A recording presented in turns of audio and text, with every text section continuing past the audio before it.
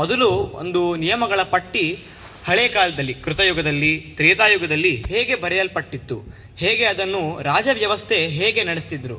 ಆ ಕಾಲದಲ್ಲಿ ಪ್ರಜಾಪ್ರಭುತ್ವ ಇರಲಿಲ್ಲ, ಒಂದು ಮೊನಾರ್ಕಿ ಅನ್ನೋ ಒಂದು ಸಿಸ್ಟಮ್ ನಡೀತಿತ್ತು. ಆ ಕಾಲದಲ್ಲಿ ಅದು ಹೇಗೆ ನಡೀತಿತ್ತು ಎನ್ನುವುದು ಒಂದು ವಿಷಯ ಇವತ್ತು ನಾವು ಇಟ್ಕೊಂಡಿರೋದು.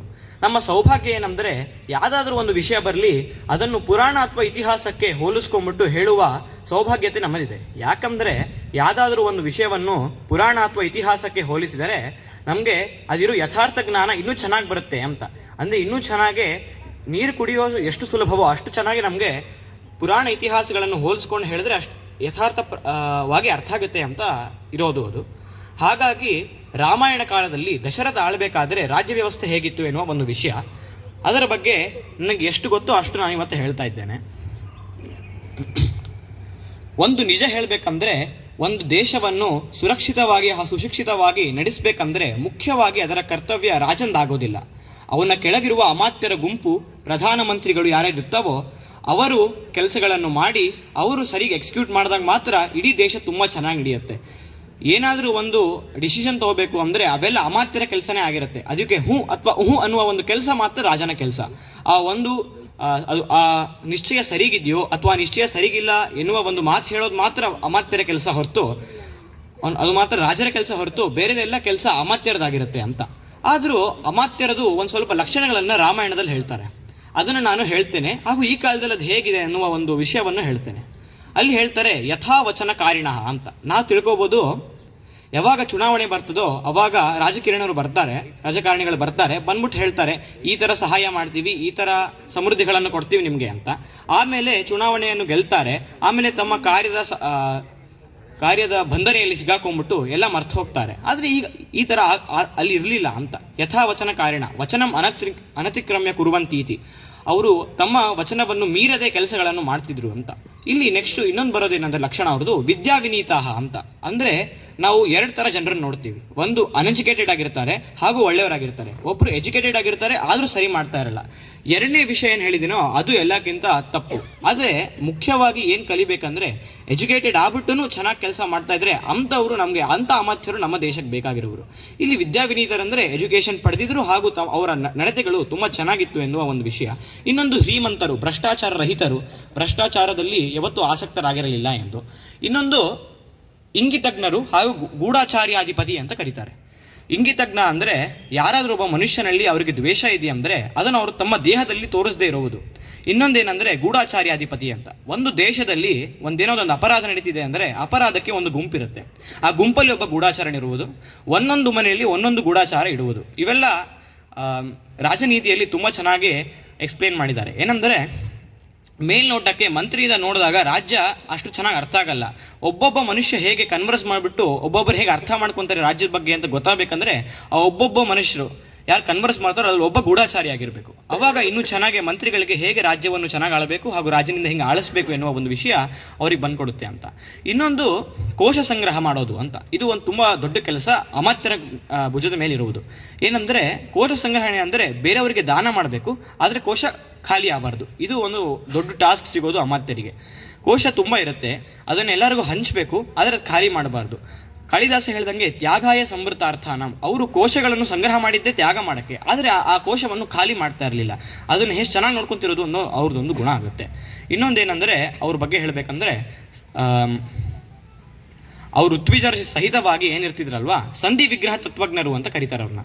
ಅಂದರೆ ಒಬ್ಬ ಮನುಷ್ಯ ಇದ್ದಾನೆ, ಅವರು ಶತ್ರು ಆಗಿದ್ದಾನೆ, ಆದರೆ ಅವನೊಳಗೆ ತುಂಬ ವಿಷಯಗಳಿವೆ, ಗುಣಗಳಿವೆ, ಅವು ನಾವು ತಿಳ್ಕೊಬೇಕಾಗಿರೋ ತುಂಬ ವಿಷಯಗಳಿವೆ. ಆ ವಿಷಯಗಳ ಬಗ್ಗೆ ಜ್ಞಾನ ಇರೋದು. ಅವು ಏನೋ ಒಂದು ವಿಷಯಗಳ ಜ್ಞಾನ ಪಡೆದ ಮೇಲೆ ಅವ್ನು ಯಾರು ಅದನ್ನು ಪಡೆದಿರ್ತಾನೋ ಅವನ ಜೊತೆ ಸಂಧಿ ಮಾಡೋದು.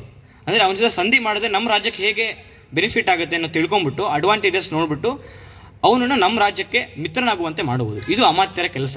ಈ ಲಕ್ಷಣಗಳು ಒಂದು ಚೆನ್ನಾಗಿ ನಡೆದರೆ ಈ ಇರುವ ಒಂದು ಗುಣಗಳಲ್ಲಿ ಒಂದಾದ್ರೂ ಗುಣ ಈ ಕಾಲದ ದೇಶದಲ್ಲೂ ಸಂವಿಧಾನವೂ ಇರಲಿ, ಇದರಲ್ಲೂ ಆಧಾರವಾಗಿ ಇಟ್ಕೊಂಡು ನಮ್ಮ ದೇಶ ಬಂದಾದರೂ ಪಾಲಿಸಿದರೆ ಆದರ್ಶ ದೇಶವಾಗಿ ಬೇರೆ ದೇಶಕ್ಕೂ ಆದರ್ಶ ದೇಶವಾಗುವಂತೆ ಮುಂದೆ ವರಿಸ್ತಾರೆ ನಮ್ಮ ಭಾರತದವರು ಅಂತ ಹೇಳ್ತಾ ನನ್ನ ಭಾಷಣವನ್ನು ಮುಗಿಸ್ತೀನಿ. ಧನ್ಯವಾದ.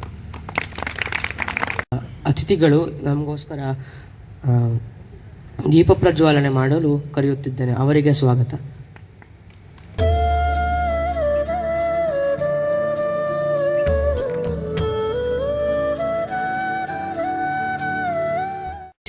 ಕೃಷ್ಣಪೂಜಾರತಂ ಮುನಿಂ ವಿಶ್ವೇಶಮಿಷ್ಟತಂ ವಂದೇ ಪರಿವ್ರಾಜ ಚಕ್ರವರ್ತಿನಂ. ಇಂದು ರಿಪಬ್ಲಿಕ್ ಡೇ ಅಂದರೆ ಗಣರಾಜ್ಯೋತ್ಸವವನ್ನು ಆಚರಿಸ್ತಿದ್ದೇವೆ. ಈ ಕಾರ್ಯಕ್ರಮಕ್ಕೆ ಮುಖ್ಯ ಅತಿಥಿಯಾಗಿ ಆಗಮಿಸಿರುವ ಪದ್ಮನಾಭ ಅಣ್ಣರವರಿಗೆ ಪೂರ್ಣ ಪ್ರಮತಿಯ ಪರವಾಗಿ ಸ್ವಾಗತವನ್ನು ಕೋರುತ್ತಿದ್ದೇನೆ.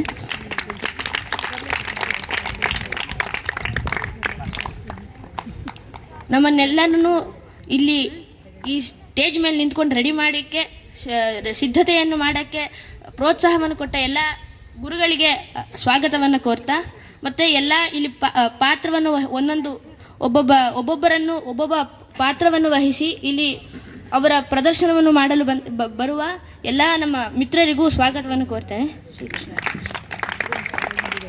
ಮಾಡಿದ ಅಕ್ಷೋಭನಿಗೆ ಧನ್ಯವಾದಗಳು. ಈಗ 77ನೇ ಗಣರಾಜ್ಯೋತ್ಸವದ ಬಗ್ಗೆ ತಿಳಿಸಿಕೊಡಲು ಆದಿತ್ಯ ಅಯ್ಯರ್ ಬರುತ್ತಿದ್ದಾನೆ. ಅವನಿಗೆ ಸ್ವಾಗತ. आपदामपहर्तारं दातारं सर्वसम्पदां लोकाभिरामं श्रीरामं भूयो भूयो नमाम्यहं. आपादमौलिपर्यन्तं गुरूणामाकृतिं स्मरेत् तेन विघ्नाः प्रणश्यन्ति सिद्ध्यन्ति च मनोरथाः. ಶ್ರೀಗುರುಭ್ಯೋ ನಮಃ. ಇಂದಿನ ಗಣರಾಜ್ಯೋತ್ಸವವು ತುಂಬ ವಿಶೇಷವಾಗಿದೆ. ಬೇರೆ ಗಣರಾಜ್ಯೋತ್ಸವಕ್ಕಿಂತನೂ ವಿಶೇಷವಾಗಿದೆ. ಇಂದಿನ ದಿನ ಪ್ಯಾರೆಂಡ್ರೋಮ್ ಆಗಿದೆ. 26/1/26 ಮುಂದೆಯಿಂದ ಓದಿದರೂ ಹಿಂದೆಯಿಂದ ಓದಿದರೂ ಒಂದೇ ಅರ್ಥ ಕೊಡುತ್ತದೆ. 26th January year 2026. ಆದರೆ ಇದೀಗ ಈ ವಿಶೇಷ ದಿನದ ಮುಖ್ಯ ಕಾರಣ ಯುರೋಪ್ ಕಮಿಷನ್ ಪ್ರೆಸಿಡೆಂಟ್ ಆದ ಉರ್ಸುಲಾ ವಾಂಡರ್ ಲಯನ್ ಮತ್ತು ಯುರೋಪ್ ಕೌನ್ಸಿಲ್ ಪ್ರೆಸಿಡೆಂಟ್ ಆದ ಆಂಟೋನಿಯೋ ಕಾಸ್ಟೋ ಅನ್ನವರು ಇಬ್ಬರು ವ್ಯಕ್ತಿಗಳು ಯುರೋಪಿಂದ ನಮ್ಮ ಗಣರಾಜ್ಯೋತ್ಸವದ ಮುಖ್ಯ ಅತಿಥಿಯಾಗಿ ಬರುತ್ತಿದ್ದಾರೆ. ಆದರೆ ಇದೀಗ ಈ ವಿಶೇಷ ದಿನದ ಮುಖ್ಯ ಕಾರಣ ಇಂದಿನ ದಿನ ಭೀಷ್ಮಾಷ್ಟಮಿ. 1950ನೇ ಇಸ್ವಿಯಲ್ಲೂ ಮೊದಲನೇ ಗಣರಾಜ್ಯೋತ್ಸವದ ಸಮಯದಲ್ಲೂ ಭೀಷ್ಮಾಷ್ಟಮಿ ಆಗಿತ್ತು.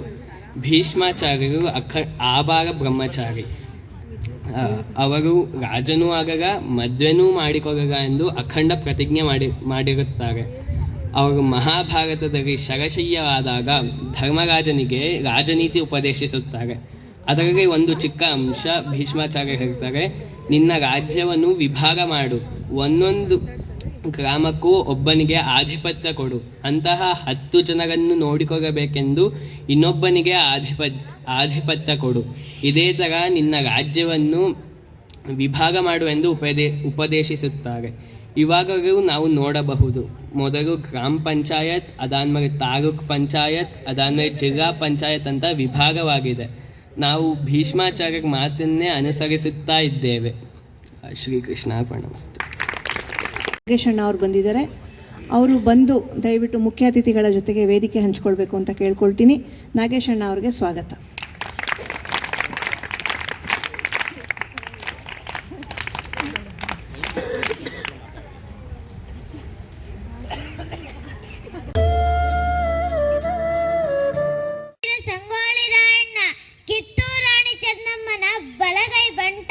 ಬ್ರಿಟಿಷರ ವಿರುದ್ಧ ಹೋರಾಡುತ್ತಾ ಮಡಿದವನು.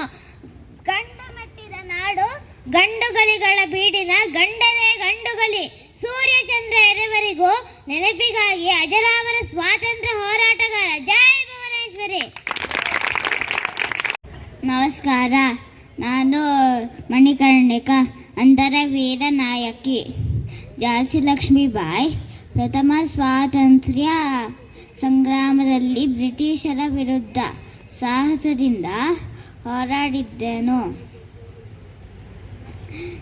ನನ್ನ ಪುಟ್ಟ ಕಂದಮ್ಮನನ್ನು ಬೆನ್ನಿಗೆ ಕಟ್ಟಿಕೊಂಡುವೆ. ಕುದುರೆ ಏರಿ ಹೋರಾಡಿದ್ದೇನೆ. जय हिंद. मेरा नाम आद्या है. आज मैं भारत माता है. मेरे बच्चे 100 से अधिक भाषा बोलते हैं. मेरे विश्वक सबसे पुरानी नागर कथा हो. लोका समस्ता सुखिनो भवन्तु. मम नाम तदम्बः. इदानीं 20 वर्षः.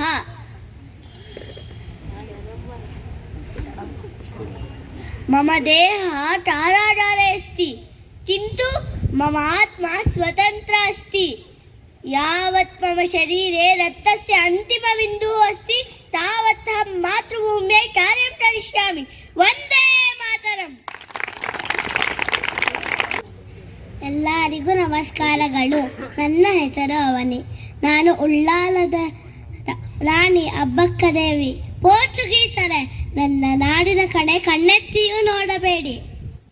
ಈ ರಾಣಿ ಇರುವವರೆಗೂ ಉಳ್ಳಾಲದ ಮಣ್ಣನ್ನು ಮುಟ್ಟಲು ಬಿಡುವುದಿಲ್ಲ. ಎಚ್ಚರ ಎಚ್ಚರ. ಜೈ ತುಳುನಾಡು, ಜೈ ಹಿಂದ್.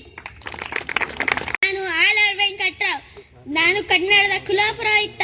ನಾನು ಒಬ್ಬ ಬರಹಗಾರ ಮತ್ತು ಪತ್ರಕರ್ತ. ನನ್ನನ್ನು ಕನ್ನಡದ ಕುಟುಂಬದ ಪ್ರಧಾನ ಅರ್ಚಕರೆಂದು ಕರೆಯುತ್ತಾರೆ. ಮೈಸೂರು ಬಾಂಬೆ ಪ್ರೆಸಿಡೆನ್ಸಿ ಮತ್ತು ನಿಜಾಮರ ಹೈದರಾಬಾದನ ಕನ್ನಡ ಮಾತನಾಡುವ ರಾಜರಚನೆಗಾಗಿ ಬೆಂಬಲವಾಗಿ ಕರ್ನಾಟಕ ಏಕೀಕರಣ ಚಳುವಳಿಯನ್ನು ನಾನು ಪ್ರಸಿದ್ಧನಾಗಿದ್ದೇನೆ. ಜೈ ಭುವನೇಶ್ವರಿ. ಧನ್ಯವಾದಗಳು. ನಮಸ್ಕಾರಗಳು. ನಾನು ಪಂಜಾಬ್ ಕೇಸರಿ ಲಾಲಾ ಲಜಪತ್ ರಾಯ್. ನಾನು ಒಬ್ಬ ಭಾರತೀಯ. ನಾನು ಭಾರತೀಯನಾಗೆ ಸಾಯುತ್ತೇನೆ. ನನಗೆ ಬೇಕಾಗಿರೋದು ಕೇವಲ ಸ್ವಾತಂತ್ರ್ಯವಲ್ಲ, ನನ್ನ ದೇಶದ ಆತ್ಮಗೌರವ. ವಂದೇ ಮಾತರಂ. ಜೈ ಹಿಂದ್, ಜೈ ಭಾರತ್. ಎಲ್ಲರಿಗೂ ನಮಸ್ಕಾರ. ನಾನು ಕೆಳದಿಯ ವೀರ ಮಹಿಳೆ ರಾಣಿ ಚೆನ್ನಮ್ಮ. ಶಿವಾಜಿ ಮಹಾರಾಜನ ಮಗನಿಗೆ ರಕ್ಷೆ ನೀಡಿ ಔರಂಗಜೇಬನ ಸೈನ್ಯವನ್ನು ಮಟ್ಟ ಹಾಕಿದೆ. ನನ್ನ ಕಥೆಯನ್ನು ಲಿಂಗಣ್ಣ ಕವಿಯ ಕೆಳದಿರುವ ಜಯ ಪುಸ್ತಕದಲ್ಲಿ ಇದೆ. ನನ್ನ ಅಸಾಧಾರಣ ಜಾಣ್ಮೆಯಿಂದ ರಾಜ್ಯವನ್ನು ಶಾಂತಿ ಸ್ಥಾಪಿಸಿದನು. ಜೈ ಭಾರತ ಮಾತೆ. ಎಲ್ಲರಿಗೂ ನಮಸ್ಕಾರ. ನನ್ನ ಹೆಸರು ಧಾತ್ರಿ. ನಾನು ಮೂರನೇ ತರಗತಿ ನಚಿಕೇತ ಪರಿಸರ ಪೂರ್ಣ ಪ್ರಮಿತಿಲ ಗುರುಕುಲದಲ್ಲಿ ಓದುತ್ತಿದ್ದೇನೆ. ನಾನು ಕಿತ್ತೂರು ರಾಣಿ ಚೆನ್ನಮ್ಮ. ಕಪ್ಪ ಕಪ್ಪ ಕೇಳಲು ನೀವ್ಯಾರು? ಹೊಲ ಉಳುತ್ತೀರಾ, ಬಿತ್ತುತ್ತೀರಾ, ಅಥವಾ ನೀರು ಹಾಯಿಸುತ್ತೀರಾ? ನಿಮಗೇಕೆ ಕೊಡಬೇಕು ಕಪ್ಪ? ನೀವೇನು ನಮ್ಮ ಅಣ್ಣ ತಮ್ಮಂದಿರೇ, ನೆಂಟರೇ, ಇಷ್ಟರೇ, ದಾಯಾದಿಗಳೇ? ನಿಮಗೇಕೆ ಕೊಡಬೇಕು ಕಪ್ಪ? ಕನ್ನಡಿಗರ ಸ್ವಾಭಿಮಾನ ಕೆಣಕಿದರೆ ತಲೆ ಕಾಯುವುದಿಲ್ಲ. ಎಚ್ಚರ. ಕಿತ್ತೂರು ನಮ್ಮದು. ಜೈ ಭುವನೇಶ್ವರಿ. ಅಹಂ ಅದ್ಯ ಭಗತಸಿಂಹಸ್ಯ ಅಭಿನಯಂ ಕರೋಮಿ. मम जन्म पंजाब प्रदेशे बंगाग्रामे अभवत्. मम पितरौ विद्यावती कृष्णौ. ब्रिटिशस्य गजाना अन्वर्ते सिंह एव अस्मि. मम प्राणमपि न गणयामि. भारतमातुं रक्षणार्थं जयतु जयतु भारतमाता. धन्यवादः.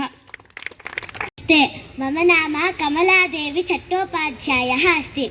अहं भारतस्य स्वतन्त्रतायै, नारीशक्तये, कलायै च समर्पितवती. अहं केवलं राजनेत्री न, अपि तु भारतीयहस्तशिल्पाणां संरक्षका अपि अस्मि. लवणसत्याग्रहे मया सहस्रशः महिलाः प्रेरिताः. स्मरन्तु, यत्र नारी पूज्यते तत्र राष्ट्रं प्रगतं भवति. वन्दे मातरम्. ಬ್ರಿಟಿಷರ ವಿರುದ್ಧ ಹೋರಾಡಿದ್ದೀನಿ. ಭಗತ್ ಸಿಂಗ್, ರಾಜ್ಗುರು, ಸುಖದೇವ ನನ್ನ ಶಿಷ್ಯರು ಎಲ್ಲರೂ ನನ್ನನ್ನು ಆಜಾದ್ ಎಂದು ಕರೆಯುತ್ತಾರೆ. ನಾನು ಬ್ರಿಟಿಷರಿಗೆ ಶರಣಾಗಲಿಲ್ಲ. ನಾನು ಭಾರತ ಮಾತೆಗೆ ಪ್ರಾಣತ್ಯಾಗ ಮಾಡಿದೆ. ಎಲ್ಲರಿಗೂ ನಮಸ್ಕಾರ. ನಾನೇ ಸಾವಿತ್ರಿಬಾಯಿ ಫುಲೆ, ಭಾರತದ ಮೊದಲ ಮಹಿಳಾ ಶಿಕ್ಷಕಿ. ಶಾಲೆಗೆ ಹೋಗುವಾಗ ಜನ ನನ್ನ ಮೇಲೆ ಕಲ್ಲು ಎಸೆದರು, ಕೆಸರು ಎರಚಿದರು. ಆದರೂ ನಾನು ಹೆದರಲಿಲ್ಲ. ನನ್ನ ಕೈಯಲ್ಲಿದ್ದ ಪುಸ್ತಕವನ್ನು ಬಿಡಲಿಲ್ಲ.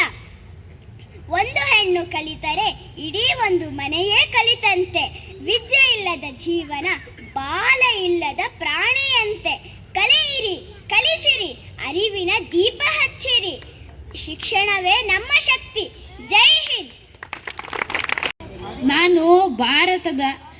ನಾನು ಭಾರತದ ಪ್ರಥಮ ಸ್ವಾತಂತ್ರ್ಯ ಸಂಗ್ರಾಮದ ಹುತಾತ್ಮ ಕ್ರಾಂತಿವೀರ ಸಿಪಾಯಿ ಮಂಗಲ್ ಪಾಂಡೆ. ಬ್ರಿಟಿಷರು ರೈಫಲ್ಗಳಲ್ಲಿ ಹೊಂದಿಕೊಬ್ಬರನ್ನು ಬಳಸಿದ್ದನ್ನು ವಿರೋಧಿಸಿದೆ. ಅದಕ್ಕೆ ನನ್ನನ್ನು ಗಲ್ಲಿಗೇರಿಸಿದರು. ಜೈ ಹಿಂದ್. ನಮಃ.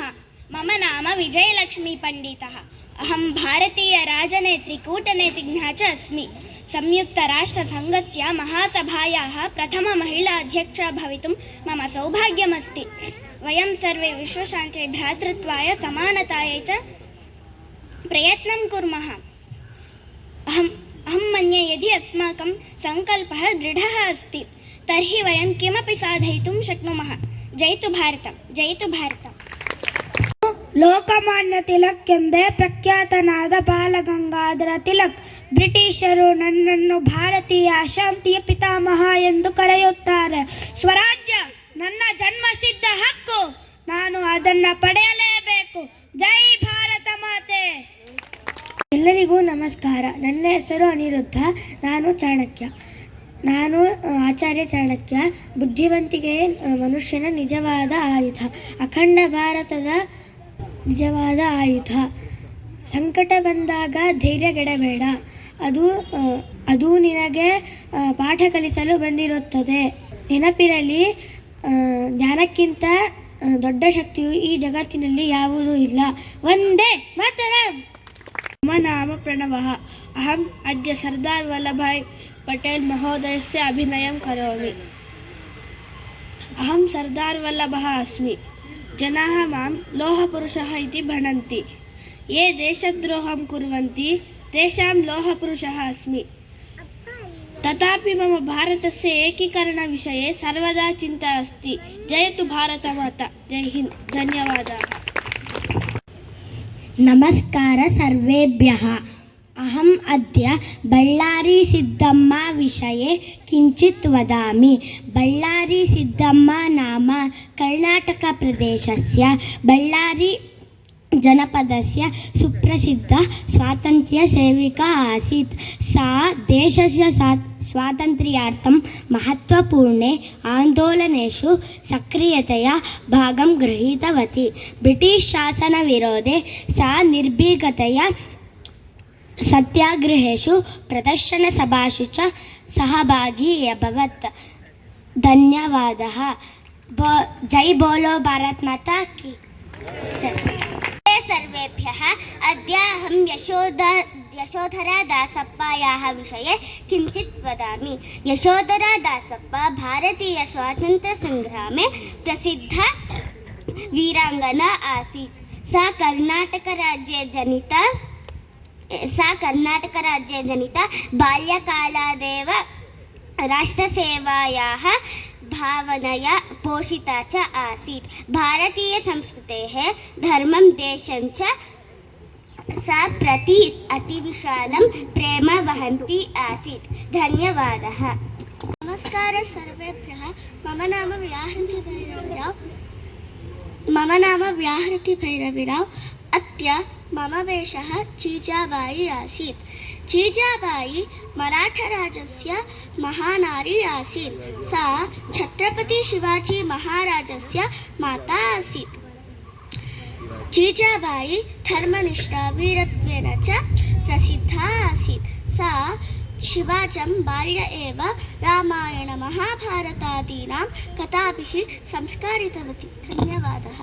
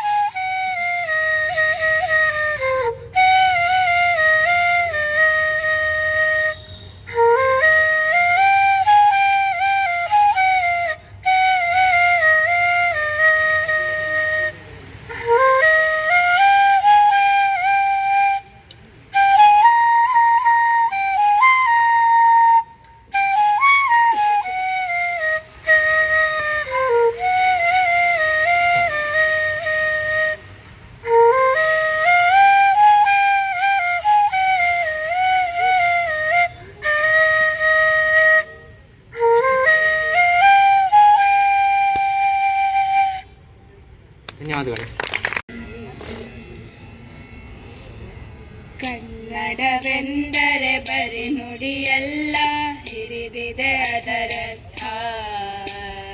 ಜಲವೆಂದರೆ ಕೇವಲ ನೀರಲ್ಲ, ಅದು ಪಾವನ ತೀರ್ಥ, ಅದು ಪಾವನ ತೀರ್ಥ. ಕನ್ನಡವೆಂದರೆ ಬರಿ ನುಡಿಯಲ್ಲ, ಹಿರಿದಿದೆ ಅದರರ್ಥ. ಜಲವೆಂದರೆ ಕೇವಲ ನೀರಲ್ಲ, ಅದು ಪಾವನ ತೀರ್ಥ, ಅದು ಪಾವನ ತೀರ್ಥ.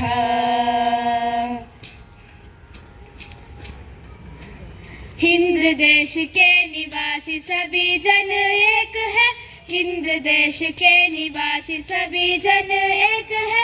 रंग रूप वेश भाष चाहे अनेक है, रंग रूप वेश भाष चाहे अनेक है.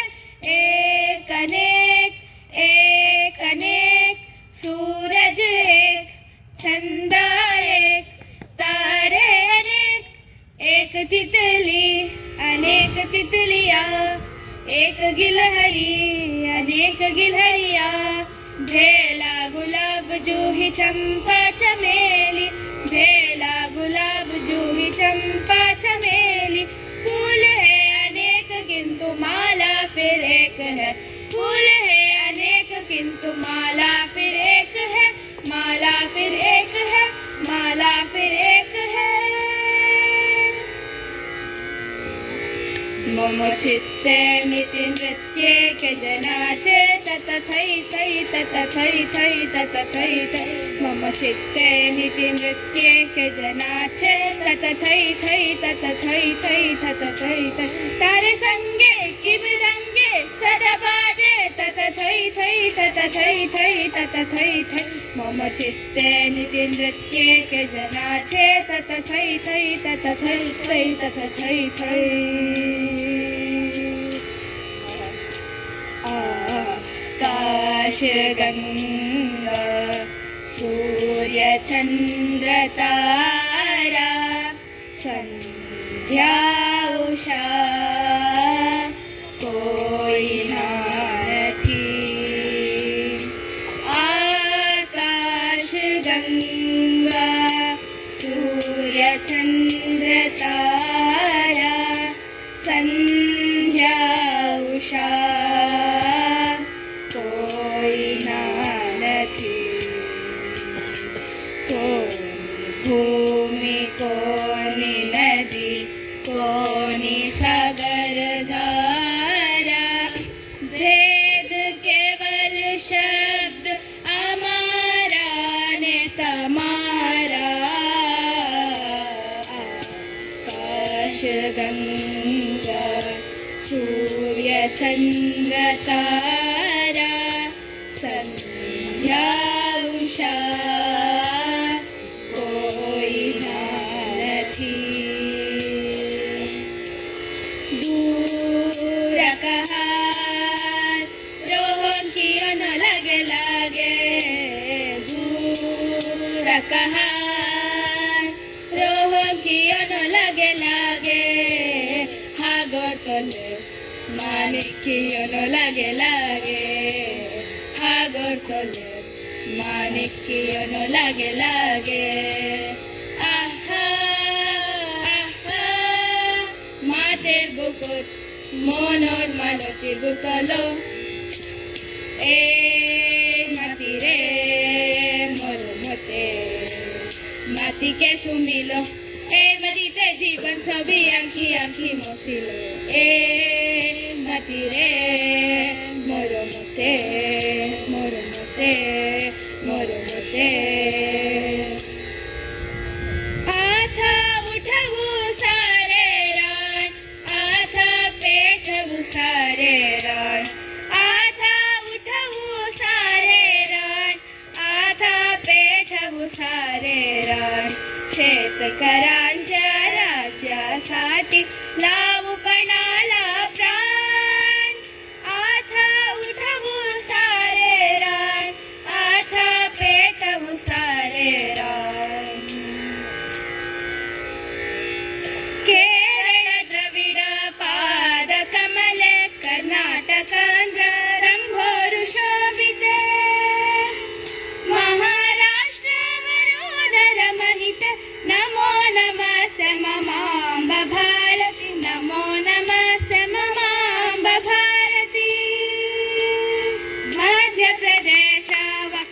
विलसिते राजोत्तर स्थल शोभिते सौराष्ट्र प्राज्योतिष पाणिपद्मे नमो नमस्ते ममाम्ब भारती नमो नमस्ते ममाम्ब भारती ममाम्ब भारती ममाम्ब भारती ममाम्ब भारती धन्यवाद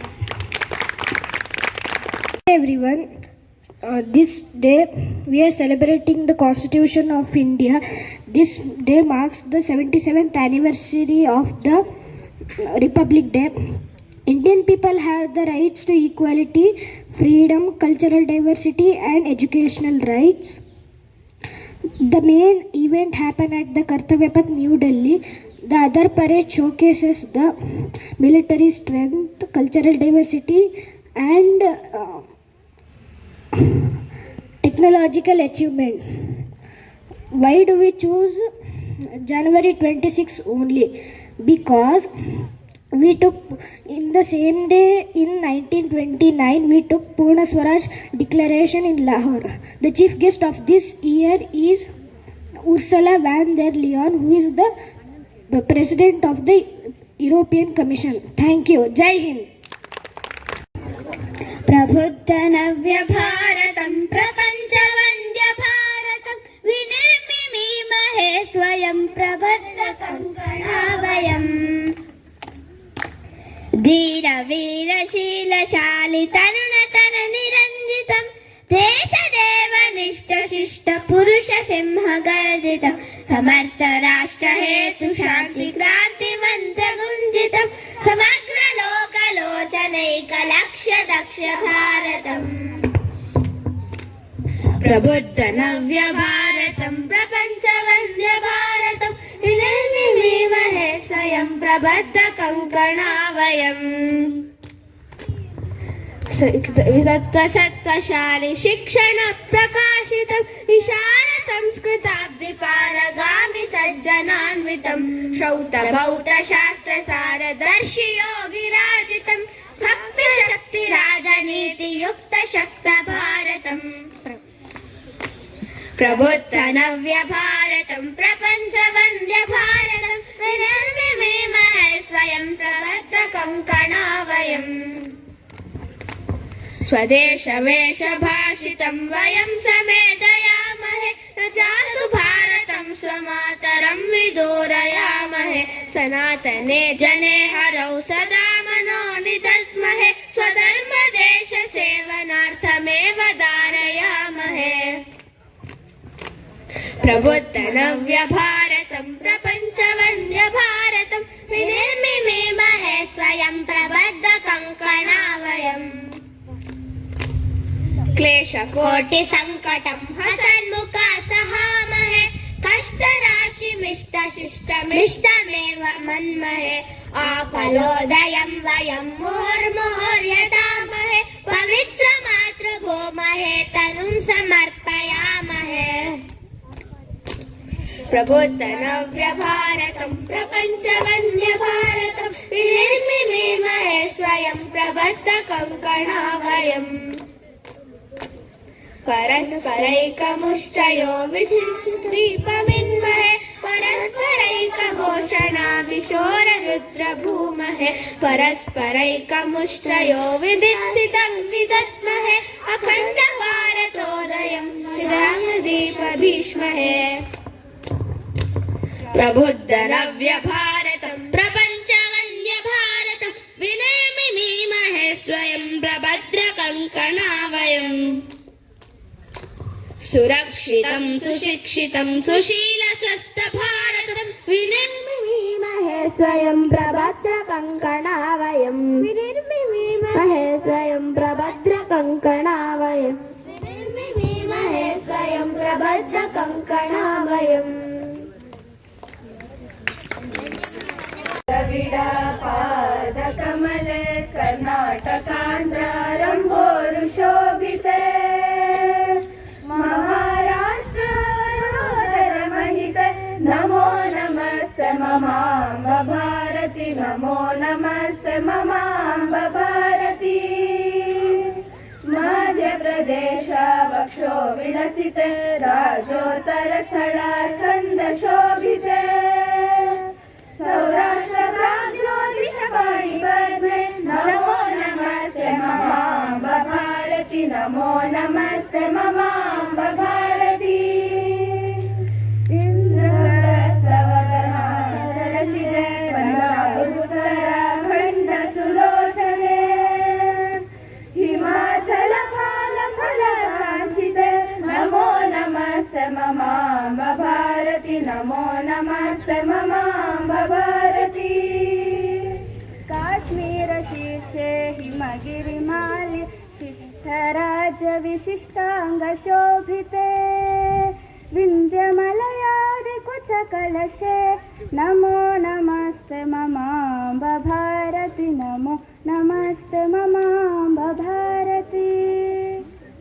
गंगादि पुण्य सलीलवसने सस्यादिरोमराजि विराजिते पावनवनमालाञ्छित गात्रे नमो नमस्ते ममाम्ब भारती नमो नमस्ते ममाम्ब भारती सर्वधर्म शिरोमणि मंडिते त्रिविध योग तिलकाभूषिते नैक मंगल क्षणरत्नहार नमो नमस्ते ममाम्ब भारती नमो नमस्ते ममाम्ब भारती विविध संस्कृति मेखलांचिते मर्यादानस्य भूषण भूषिते व्रत सदाचर कंकणांचिते नमो नमस्ते ममाम्ब भारती नमो नमस्ते ममाम्ब भारती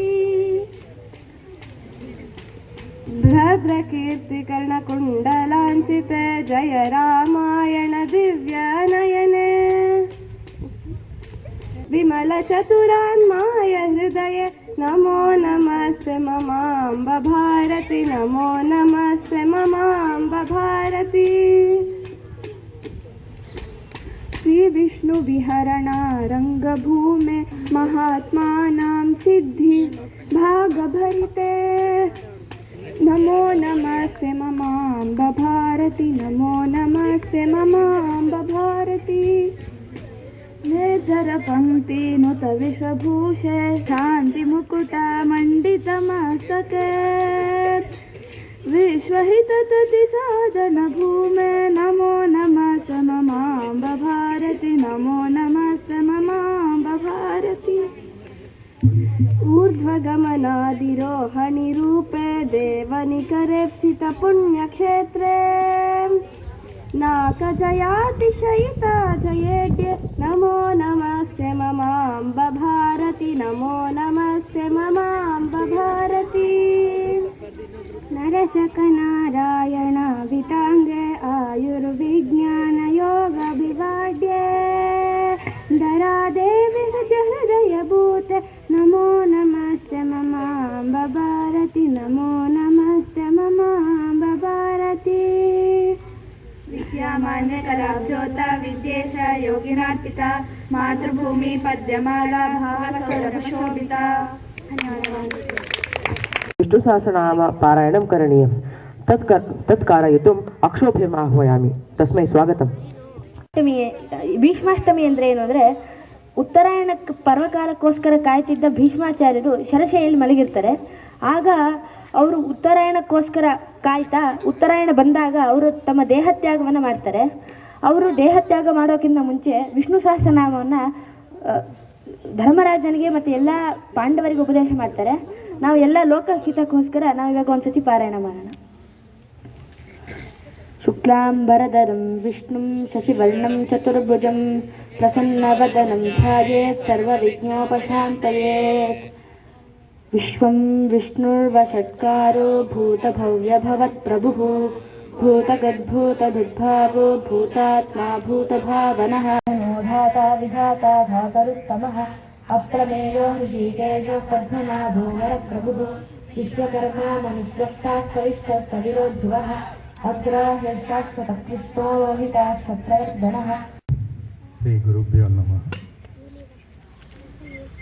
ಪೂರ್ಣ ಪ್ರಮಿತಿಯ ಶಾಲೆಯ ಎಲ್ಲ ಗುರುಗಳಿಗೂ ನಮಸ್ಕಾರ ಮಾಡುತ್ತಾ ಎಲ್ಲ ಪುಟಾಣಿಗಳಿಗೂ ಕೂಡ ನನ್ನ ಆಶೀರ್ವಾದಗಳನ್ನು ತಿಳಿಸುತ್ತಾ ಈ ದಿನ 77ನೇ ಗಣರಾಜ್ಯೋತ್ಸವದ ಪ್ರಯುಕ್ತ ತಾವುಗಳೆಲ್ಲ ಏನು ಇಲ್ಲಿ ಮಾತಾಡಿದ್ದೀರಾ, ಯಾವ ವೇಷಭೂಷಣವನ್ನು ಹಾಕ್ಕೊಂಡಿದ್ದೀರಾ, ಇದನ್ನು ನೋಡಿ ತುಂಬ ಸಂತೋಷ ಆಯಿತು. ಅವರವರ ವಯಸ್ಸಿಗೆ ಅವರವರ ಒಂದು ಇದಕ್ಕೆ ತುಂಬ ಚೆನ್ನಾಗಿ ಮಾಡಿದ್ದೀರಾ. ನೀವು ಮುಂದೆ ಇನ್ನೂ ಚೆನ್ನಾಗಿ ಬೆಳೀಲಿ ಅಂತ ನಾನು ನಮ್ಮ ಗುರು ಮಹಾರಾಜರ ಹತ್ರ ಬೇಡ್ಕೊಳ್ತಾ, ಈ ಪುಟಾಣಿಗಳಿಗೆ ಇನ್ನೂ ಒಳ್ಳೆಯ ಮಾರ್ಗ ಸಿಗಲಿ. ಸ್ವಾಮಿ ವಿವೇಕಾನಂದರ ಥರ, ಮಾತೆ ಶಾರದಾ ದೇವಿ ಥರ ಇವರು ಮುಂದೆ ಬೆಳಗಬೇಕು ಅನ್ನೋ ಒಂದು ಆಶಯ ನನ್ನದು. ಈ ಸಂದರ್ಭದಲ್ಲಿ ನಿಮಗೆ ಒಂದು ಸಣ್ಣ ಕಥೆಯನ್ನು ಹೇಳ್ತಾ ನನ್ನ ಮಾತುಗಳನ್ನು ಮುಗಿಸ್ತೇನೆ. ಒಬ್ಬ ತಂದೆ ತಾಯಿಗಳಿಗೆ ಒಂದು ಚಿಕ್ಕ ಮಗ ಇದ್ದ. ಅವನ್ನ ತುಂಬ ಪ್ರೀತಿಯಿಂದ ತಂದೆ ತಾಯಿಗಳು ಬೆಳೆಸ್ತಾಯಿದ್ರು. ಅವನು ಮುಂದೆ ಆ ಪ್ರೀತಿಯನ್ನು ದುರುಪಯೋಗ ಮಾಡಿಕೊಂಡು ಮನೆಯಲ್ಲಿ ತಂದೆ ತಾಯಿಗಳಿಗೆ ವಿರುದ್ಧವಾಗಿ ನಡ್ಕೊಳ್ತಾ ಇರ್ತಾನೆ. ಆದರೆ ತಂದೆ ಅವನ್ನ ಬಿಡೋದಿಲ್ಲ.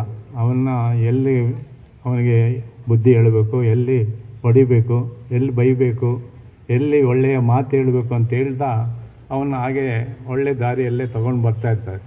ಆದರೂ ಅವನ ವಯಸ್ಸಿಗೆ ಬರೋವರೆಗೂ ಅದನ್ನು ಅರ್ಥ ಮಾಡ್ಕೊಳೋದಿಲ್ಲ. ಮುಂದೆ ಅವನು ಎಲ್ಲ ಇದರನ್ನು ತಂದೆ ಏನು ಹೇಳ್ತಾನೋ ಅದಕ್ಕೆ ವಿರುದ್ಧವಾಗೇ ನಡ್ಕೊಳ್ತಾ ಇರ್ತಾನೆ. ಎಷ್ಟೋ ಸಾರಿ ತಂದೆ ಮಗನಿಗೆ ಜಗಳ ಕೂಡ ಆಗಿರುತ್ತೆ ಮನೆಯಲ್ಲಿ. ಅವನು ಎಷ್ಟೋ ಸಾರಿ ಊಟ ಕೂಡ ಮಾಡದೆ ಮಲಗ್ತಾನೆ. ಆಗ ತಾಯಿ ಬಂದು ತನ್ನ ಗಂಡನಿಗೆ ಹೇಳ್ತಾನೆ, ಮಗುಗೆ ಆ ಥರ ಎಲ್ಲ ಬೈಬೇಡ್ರಿ, ಅವನಿನ್ನ ಸಣ್ಣ ಹುಡುಗ, ಅವನು ತಿಳ್ಕೊಳ್ತಾನೆ ಅಂತಾನೆ.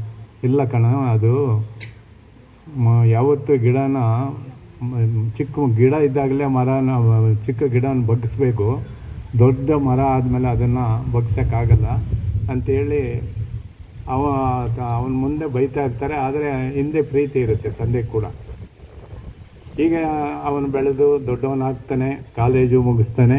ಆಮೇಲೆ ಅವನು ಒಂದು ನೌಕರಿಗೆ, ಒಂದು ಕಂಪ್ನಿಗೆ ಅಪ್ಲಿಕೇಶನ್ ಕೂಡ ಹಾಕ್ತಾನೆ. ಅವನಿಗೆ ಇಂಟ್ರ್ಯೂ ಕೂಡ ಬರುತ್ತೆ. ಈಗ ತಂದೆ ಹೇಳ್ತಾ ಇರ್ತಾನಲ್ಲ, ಅದನ್ನು ಅವನು ಒಂದು ಚಾಚು ತಪ್ಪದೆ ಮುಂದೆ ಮನೆಯಲ್ಲಿ ನಡೀತಾ ಇರಲಿಲ್ಲ. ವಯಸ್ಸಿಗೆ ಬಂದಾಗ ಅವನು ಗಾಡಿ ಬೇಕು ಅಂತಾನೆ, ಗಾಡಿ ಕೂಡ ಕೊಡಿಸ್ತಾರೆ, ಮೋಟ್ರ್ ಬೈಕು. ಅವಾಗ ಅವನ ಮನೆಗೆ ಬಂದಾಗ ಆ ಗಾಡಿಯಲ್ಲೇ ಗೇಟ್ಗಳನ್ನ ಗುದ್ದಿ ಗೇಟ್ ಓಪನ್ ಮಾಡೋದು, ಚಪ್ಪಲಿ ಎಲ್ಲಂದರೆ ಅಲ್ಲಿ ಬಿಡೋದು ಅಂತ, ಅದು ಈ ಥರ ನಡ್ಸ್ಕೊಂಡು ಬರ್ತಾ ಇರ್ತಾನೆ. ಆ ತಂದೆ ಹೇಳ್ತಾನೆ, ನೋಡಪ್ಪ ಇದೆಲ್ಲ ಶಿಸ್ತು, ಇದು ನೀನು ಶಿಸ್ತು ಪರಿಪಾಲನೆ ಮಾಡಬೇಕು ಅಂದರೆ ಕೇಳೋದಿಲ್ಲ. ಹಾಗೆ ಮಾಡ್ತಾ ಇರ್ತಾನೆ. ಅವನು ನೌಕರಿಗೆ ಹೋಗ್ತಾನೆ. ನೌಕರಿಗೆ ಇಂಟ್ರ್ಯೂ ಹೋದಾಗ ಸುಮಾರು ಜನ ಅವನ ಥರನೇ ಹುಡುಗರು ಬಂದಿರ್ತಾರೆ. ಎಲ್ಲರೂ ಹೋಗ್ತಾರೆ ಸಾಲಾಗಿ. ಒಬ್ಬೊಬ್ಬರು ಹೋಗಿ ಇಂಟ್ರ್ಯೂ ಮುಗಿಸ್ಕೊಂಡು ವಾಪಸ್ ಬರ್ತಾ ಇರ್ತಾರೆ. ಇವನು ಲಾಸ್ಟಲ್ಲಿ ಹೋಗ್ತಾನೆ. ಲಾಸ್ಟಲ್ಲಿ ಹೋದಾಗ ಇವನಿಗೆ ಏನು ಅನಿಸ್ತೋ ಏನೋ, ಅವ್ರ ತಂದೆ ಹೇಳಿದ್ದೆಲ್ಲ ಜ್ಞಾಪಕ ಬಂದಿರಬೇಕು. ಆಗ ಅವನು ಗೇಟ್ ಎಲ್ಲ ಓಪನ್ ಇರುತ್ತೆ ಆಫೀಸ್ದು. ಇವನು ಗೇಟ್ ಕ್ಲೋಸ್ ಮಾಡಿಕೊಂಡು ಒಳಗಡೆಗೆ ಹೋಗ್ತಾನೆ. ಆಮೇಲೆ ಚಪ್ಪಲಿ ಎಲ್ಲ ಅಲ್ಲಿ ಇಲ್ಲಿ ಅಡ್ಡಾದಿಡ್ಡಿ ಬಿಟ್ಟಿರ್ತಾರೆ. ಆವಾಗ ಆ ಹುಡುಗನೇ ಆ ಚಪ್ಪಲಿಯನ್ನೆಲ್ಲ ಲೈನಾಗಿ ಬಿಟ್ಟು ಮುಂದೆಗಡೆ ಹೋಗ್ತಾನೆ. ಅಲ್ಲಿ ಎಲ್ಲ ಪೇಪರು ಅದು ಇದು ಎಲ್ಲ ಬಿದ್ದಿರುತ್ತೆ. ಅದನ್ನೆಲ್ಲ ಆಯ್ದು ಡಸ್ಟ್ಬಿನ್ಗೆ ಹಾಕ್ತಾನೆ. ಡಸ್ಟ್ಬಿನ್ಗೆ ಹಾಕಿ ಇಂಟ್ರ್ಯೂಗೆ ಅಟೆಂಡ್ ಆಗ್ತಾನೆ. ಇಂಟ್ರ್ಯೂಗೆ ಅಟೆಂಡ್ ಆದ ತಕ್ಷಣ ಅವರು ಆ ಆಫೀಸರ್ಗಳು ಅವನ್ನ ಆಗಲೇ ಸೆಲೆಕ್ಟ್ ಮಾಡಿಬಿಟ್ಟಿರ್ತಾರೆ. ಹೋಗ್ತಾನೆ. ಅವನಿಗೇನು ಪ್ರಶ್ನೆ ಕೇಳಲ್ಲ. ಯಾಕೆಂದರೆ ಅವನು ಟಿ ವಿ ಇದರಲ್ಲಿ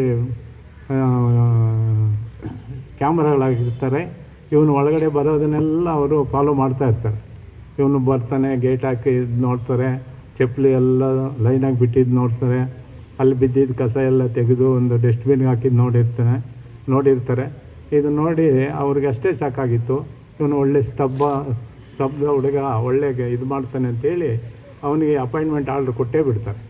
ಸರಿ, ಇವನು ಕೇಳ್ತಾನೆ ಆಶ್ಚರ್ಯದಿಂದ, ಯಾಕೆ ಸರ್ ನನಗೆ ಏನು ಪ್ರಶ್ನೆನೇ ಕೇಳಲಿಲ್ಲ, ನೀವು ಆಗಲೇ ಅಪಾಯಿಂಟ್ಮೆಂಟ್ ಆರ್ಡ್ರ್ ಕೊಟ್ಬಿಟ್ರಲ್ಲ ಅಂತ. ಅವರಿಗೆಲ್ಲ ಕೊಟ್ಟಿಲ್ಲ, ನನಗೆ ಕೊಟ್ಬಿಟ್ರಲ್ಲ ಅಂತ. ಇಲ್ಲಪ್ಪ, ಅವರ ವರ್ತನೆನೂ ನೋಡಿದ್ವಿ, ನಿಮ್ಮ ವರ್ತನೆನೂ ನಾವು ಕ್ಯಾಮ್ರಾದಲ್ಲಿ ಫಾಲೋ ಮಾಡಿದ್ವಿ. ನಿನ್ನ ಇದಕ್ಕೆ ನೀನು ಗೌರವ ತರ್ತೀಯ ಅಂತ ನಾನು ಸೆಲೆಕ್ಟ್ ಮಾಡಿದ್ದೀನಿ ಅಂತೇಳಿ ಹೇಳ್ತಾನೆ. ಇವನಿಗೆ ತಕ್ಷಣ ಅವ್ರ ತಂದೆ ಹೇಳಿದ ಉಪದೇಶ ಎಲ್ಲ ಜ್ಞಾಪಕ ಬಂದು ಮನೆಗೆ ಹೋಗ್ತಾನೆ.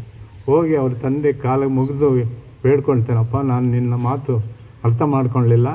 ಇವತ್ತು ನೀನು ಹೇಳಿದ್ದನ್ನು ಫಾಲೋ ಮಾಡಿದ್ದಕ್ಕೆ ನನಗೆ ಅಪಾಯಿಂಟ್ಮೆಂಟ್ ಸಿಕ್ತು. ಬೇರೆ ಏನು ಕೇಳಲಿಲ್ಲ ಅವರಂತೇಳಿ ಅವರ ತಂದೆ ಕಾಲು ಮುಗಿತಾನೆ. ಅವ್ರ ತಂದೆ ಅವನ್ನ ಅಪ್ಕೊಂಡು ಮರೇ ಇದೇ ಜೀವನದಲ್ಲಿ ನಾವು ಸಾಧಿಸ್ಬೇಕಾಗಿದ್ದು. ಒಳ್ಳೆ 4 ಜನಕ್ಕೆ ಒಳ್ಳೇದಾಗಬೇಕು, ನಮ್ಮ ದೇಶಕ್ಕೆ ಒಳ್ಳೇದಾಗಬೇಕು. ಇಲ್ಲಂದರೆ ನಾವು ಇದನ್ನು ಚಿಕ್ಕ ವಯಸ್ಸಿಂದ ನಾವು ಇದನ್ನು ಕಲಿಬೇಕು ಅಂತ ಹೇಳ್ತಾ ಅವರು ಮಗನಿಗೆ ಇನ್ನೂ ನೀನು ದೊಡ್ಡ ಹುದ್ದೆಯನ್ನು ಸ್ವೀಕರಿಸ್ತೇವೆ ಮುಂದೆ ಅಂತೇಳಿ ಆಶೀರ್ವಾದ ಮಾಡ್ತಾರೆ. ಹೀಗೆ ನಾವು ಸಣ್ಣ ವಯಸ್ಸಲ್ಲೇ ನಮ್ಮ ಪರಿಸರ, ನಮ್ಮ ತಂದೆ ತಾಯಿಗಳು, ನಮ್ಮ ಗುರು ಹಿರಿಯರಿಗೆ ನಾವು ಗೌರವ ಕೊಡಬೇಕು. ಅದನ್ನು ನಾವು ಸಣ್ಣ ವಯಸ್ಸಿನಿಂದಲೇ ಬೆಳೆಸ್ಕೊಬೇಕು ಅಂತ ಹೇಳ್ತಾ ನನ್ನ 2 ಮಾತುಗಳನ್ನು ಮುಗಿಸ್ತೇನೆ. ಜೈ ರಾಮಕೃಷ್ಣ. ಒಂದೆರಡು ಹಿತವಚನವನ್ನು ನೀಡಿದ ಅನಂತ ಪದ್ಮನಾಭಣ್ಣನವರಿಗೆ ನಮ್ಮ ಪೂರ್ಣಪ್ರಮತಿ ಗುರುಕುಲದ ವತಿಯಿಂದ ಧನ್ಯವಾದಗಳು. ಹಾಗೆ ಮತ್ತೊಬ್ಬ ಅತಿಥಿಯಾಗಿ ಆಗಮಿಸಿರುವ ನಾಗೇಶ್ ಅಣ್ಣನವರು ಒಂದೆರಡು ನಮಗೆ ಮಾತಾಡಬೇಕೆಂದು ಕೇಳ್ಕೊತಿದ್ದೇನೆ. ನಮಸ್ತೆ ಎಲ್ಲರಿಗೂ. ಎಷ್ಟೋ ವರ್ಷಗಳಾಗೋಗಿತ್ತು ಈ ಥರ ನೋಡಿ. ನನ್ನ ಸ್ಕೂಲ್ ಬಾಲ್ಯದ ದಿನ ನೆನಪಾಗ್ತಾ ಇತ್ತು ನನಗೆ. ಈ ಥರ ಎಲ್ಲ ನೀವು ಮಾತಾಡಿದ್ದು ಇದು ಮಾಡಿದ್ದು ನೋಡಿ ಕೇಳಬೇಕಾದಾಗ. ಹೌದು, ಇದು ಆಚರಣೆ ಮಾಡ್ತಾ ಇದ್ದೀವಿ ಇದ್ರದ್ದು. ಆದರೆ ಆಚರಣೆ ಏನಕ್ಕೆ ಮಾಡಬೇಕು? ನಿಮಗೆಲ್ಲ ಏನನ್ಸುತ್ತೆ? ಆರಾಮಾಗಿ ರಜಾ ಕೊಟ್ಟಿದ್ರೆ ಆಟ ಆಡ್ಕೊಂಡಿರ್ಬೋದಿತ್ತಲ್ಲ. ಇದು ಬಂದು ಏನೋ ಡೈಲಾಗ್ ಹೇಳಿ. ನಿಮಗೆಲ್ಲ ಹೇಗೆ ಅನಿಸ್ತು? ಚೆನ್ನಾಗಿ ಅನಿಸ್ತಾ ಇದು ಮಾಡಿದ್ದು? ಹಾಂ, ಮುಂದೆ ಪ್ರಯೋಜನ ಇದೆಯಾ ಇದರಿಂದ? ಏನಣ್ಣ ನಮಗೆ ಏನನ್ಸುತ್ತೆ? ಏನು ಪ್ರಯೋಜನ ಇದೆ ಅನ್ಸುತ್ತೆ? ಕೈ ಲಿಫ್ಟ್ ಮಾಡಿ ಯಾರಾದ್ರೂ ಮಾತಾಡಿ. ಯಾರು ಮಾತಾಡ್ತೀರಾ? ಹಾಂ, ಮಾಡ್ಕೋಬಾರ್ದು.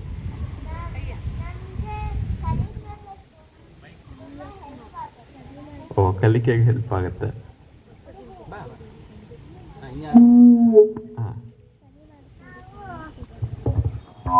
ನಾವು ಫ್ರೀಡಮ್ ಫೈಟರ್ಸ್ ಬಗ್ಗೆ ಕಲ್ತ್ಕೋಬಹುದು. ನಾವೊಬ್ರು ಫ್ರೀಡಮ್ ಫೈಟರ್ ಆಗ್ಬೋದು.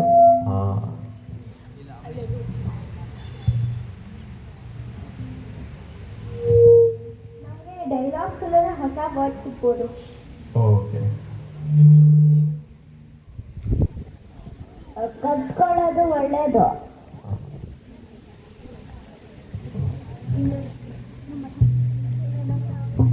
ನಾವು ಅವ್ರ ಥರ ಆಗ್ಬೋದು, ಮತ್ತೆ ಅವರಿಂದ ಕಲ್ತ್ಕೋಬೋದು ಎಷ್ಟು ಕಷ್ಟಾಗಿ ಭಾರತಕ್ಕೆ ಹೋರಾಡ್ತಾರೆ ಅಂತ ಅಲ್ವಾ? ಸೊ ನಾವು ಈಗ ನೋಡಿದ್ರೆ ಹೇಳ್ತಾರೆ ನಾಗೇಶ್ವರ ಹೇಳಿ. ನಾವು ದೊಡ್ಡವರಾದ್ಮೇಲೆ ಮುಂದೆ ಚೆನ್ನಾಗಿ ಕಲಿಬೇಕು.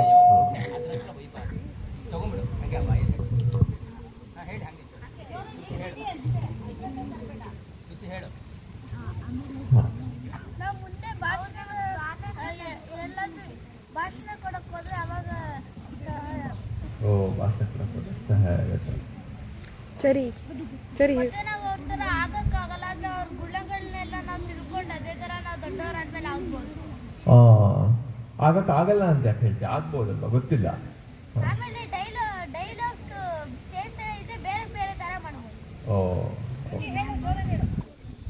ಅವ್ರು ನಮಗೆ ಸ್ವಾತಂತ್ರ್ಯ ತಂದ್ಕೊಟ್ಟಿದ್ದಾರೆ, ಅವರಿಗೆ ಖುಷಿ ಪಡಬೇಕು ಅಂತ ನಾವೆಲ್ಲರೂ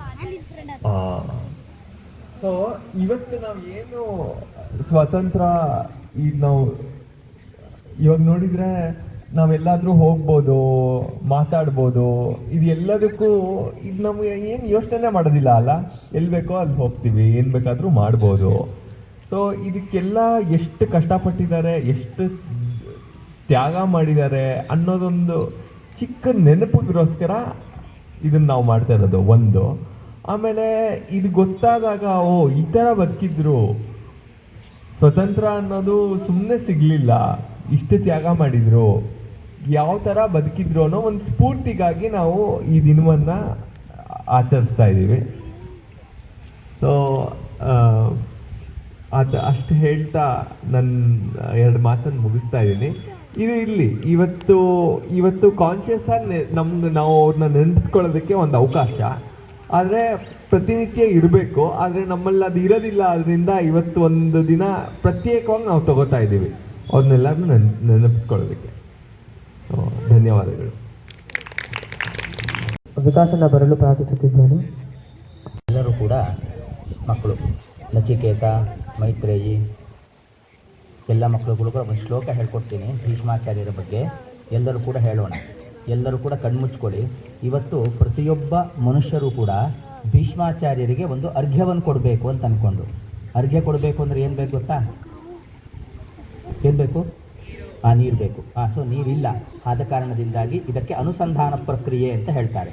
ಧ್ಯಾನ ಸ್ನಾನ ಎಲ್ಲ ಮಾಡಬೇಕಾದ್ರೆ ಹಾಗೆ ಅನುಸಂಧಾನ. ನಾವು ಕಣ್ಮುಚ್ಕೊಂಡು ಆಜ್ಞಾಚಕ್ರಾದಿಗಳನ್ನು ನಮ್ಮ ದೇಹದಲ್ಲಿ ಚಿಂತನೆ ಮಾಡಿಕೊಂಡು ನಮ್ಮ ಕೈಯಲ್ಲಿ ನೀರಿದೆ ಅಂತ ಚಿಂತನೆಯನ್ನು ಮಾಡಿಕೊಂಡು ಅದನ್ನು ಮಾನಸಿಕವಾಗಿ ಅರ್ಪಣೆ ಮಾಡೋದು. ಇದೊಂದು ಶೈಲಿ, ಧ್ಯಾನದ ಒಂದು ಶೈಲಿ ಇದು. ಹಾಗಾಗಿ ಎಲ್ಲರೂ ಕೂಡ ಕಣ್ಮುಚ್ಕೊಳ್ಳಿ. 3 ಸಲ ಈ ಶ್ಲೋಕ ಹೇಳೋಣ. ನಾನು ಹೇಳ್ಕೊಡ್ತೀನಿ, ನೀವು ಹೇಳಿ. ಎಲ್ಲರೂ ಕೂಡ ನಿಮ್ಮ ಭಕ್ತಿಯಿಂದಾಗಿ ಭೀಷ್ಮಾಚಾರ್ಯರಿಗೆ ಅರ್ಘ್ಯ ಕೊಡ್ತಾ ಇದ್ದೇನೆ ಅಂತ ಯೋಚನೆಯನ್ನು ಮಾಡಿಕೊಳ್ಳಿ. ಎಲ್ಲರೂ ಕೂಡ ಶ್ಲೋಕ ಹೇಳಿ. ವಸೂನಾಂ ಅವತಾರಾಯ ಶಂತನೋಃ ಆತ್ಮಜಾಯ ಚ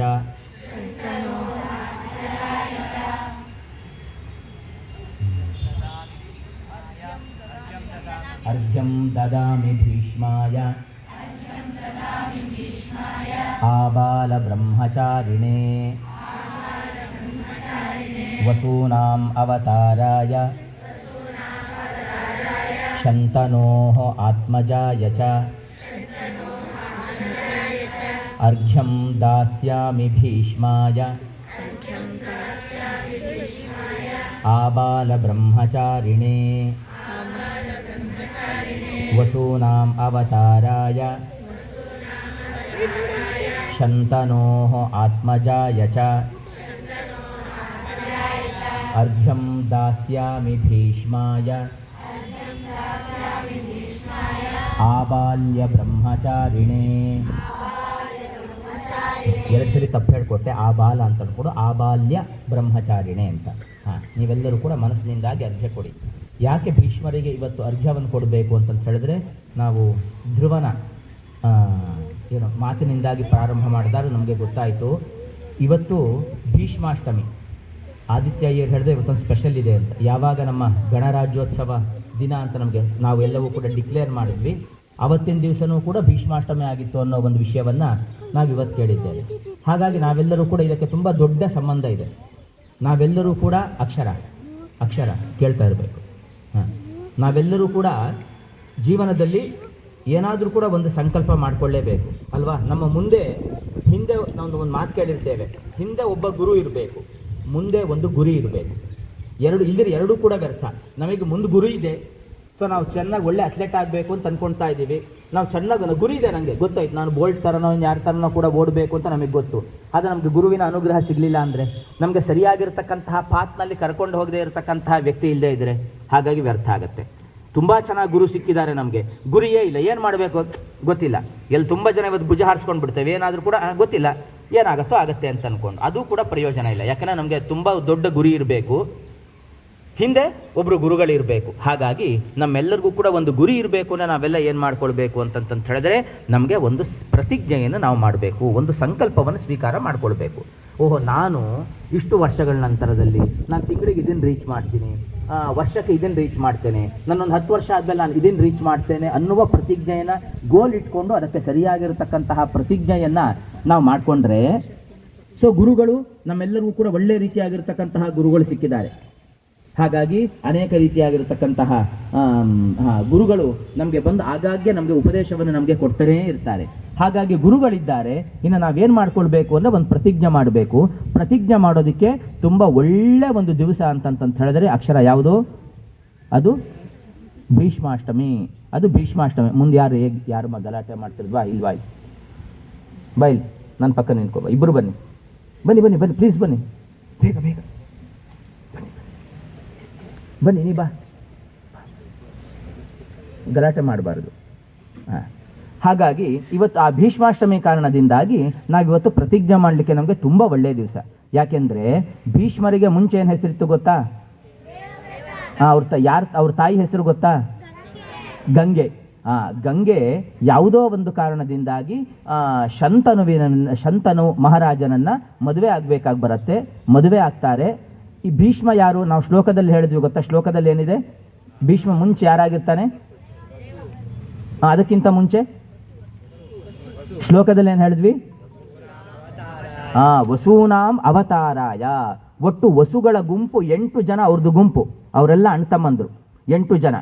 ತುಂಬ ಚೆನ್ನಾಗಿದೆ ಕತೆ. ಅವರು ಒಂದು ವಸಿಷ್ಠರ ಒಂದು ಹಸು ಇರುತ್ತೆ. ಆ ಹಸುವಿನ ಹಾಲನ್ನು ಯಾರು ಕುಡಿತಾರೆ ಅವರಿಗೆ ಅವರು ಮುದುಕರೇ ಆಗ್ತಾ ಇರಲಿಲ್ಲಂತೆ. ಅವರಿಗೆ ತಲೆ ಕೂದಲು ಬೆಳ್ಳಗಾಗ್ತಾನೆ ಇರಲಿಲ್ಲಂತೆ.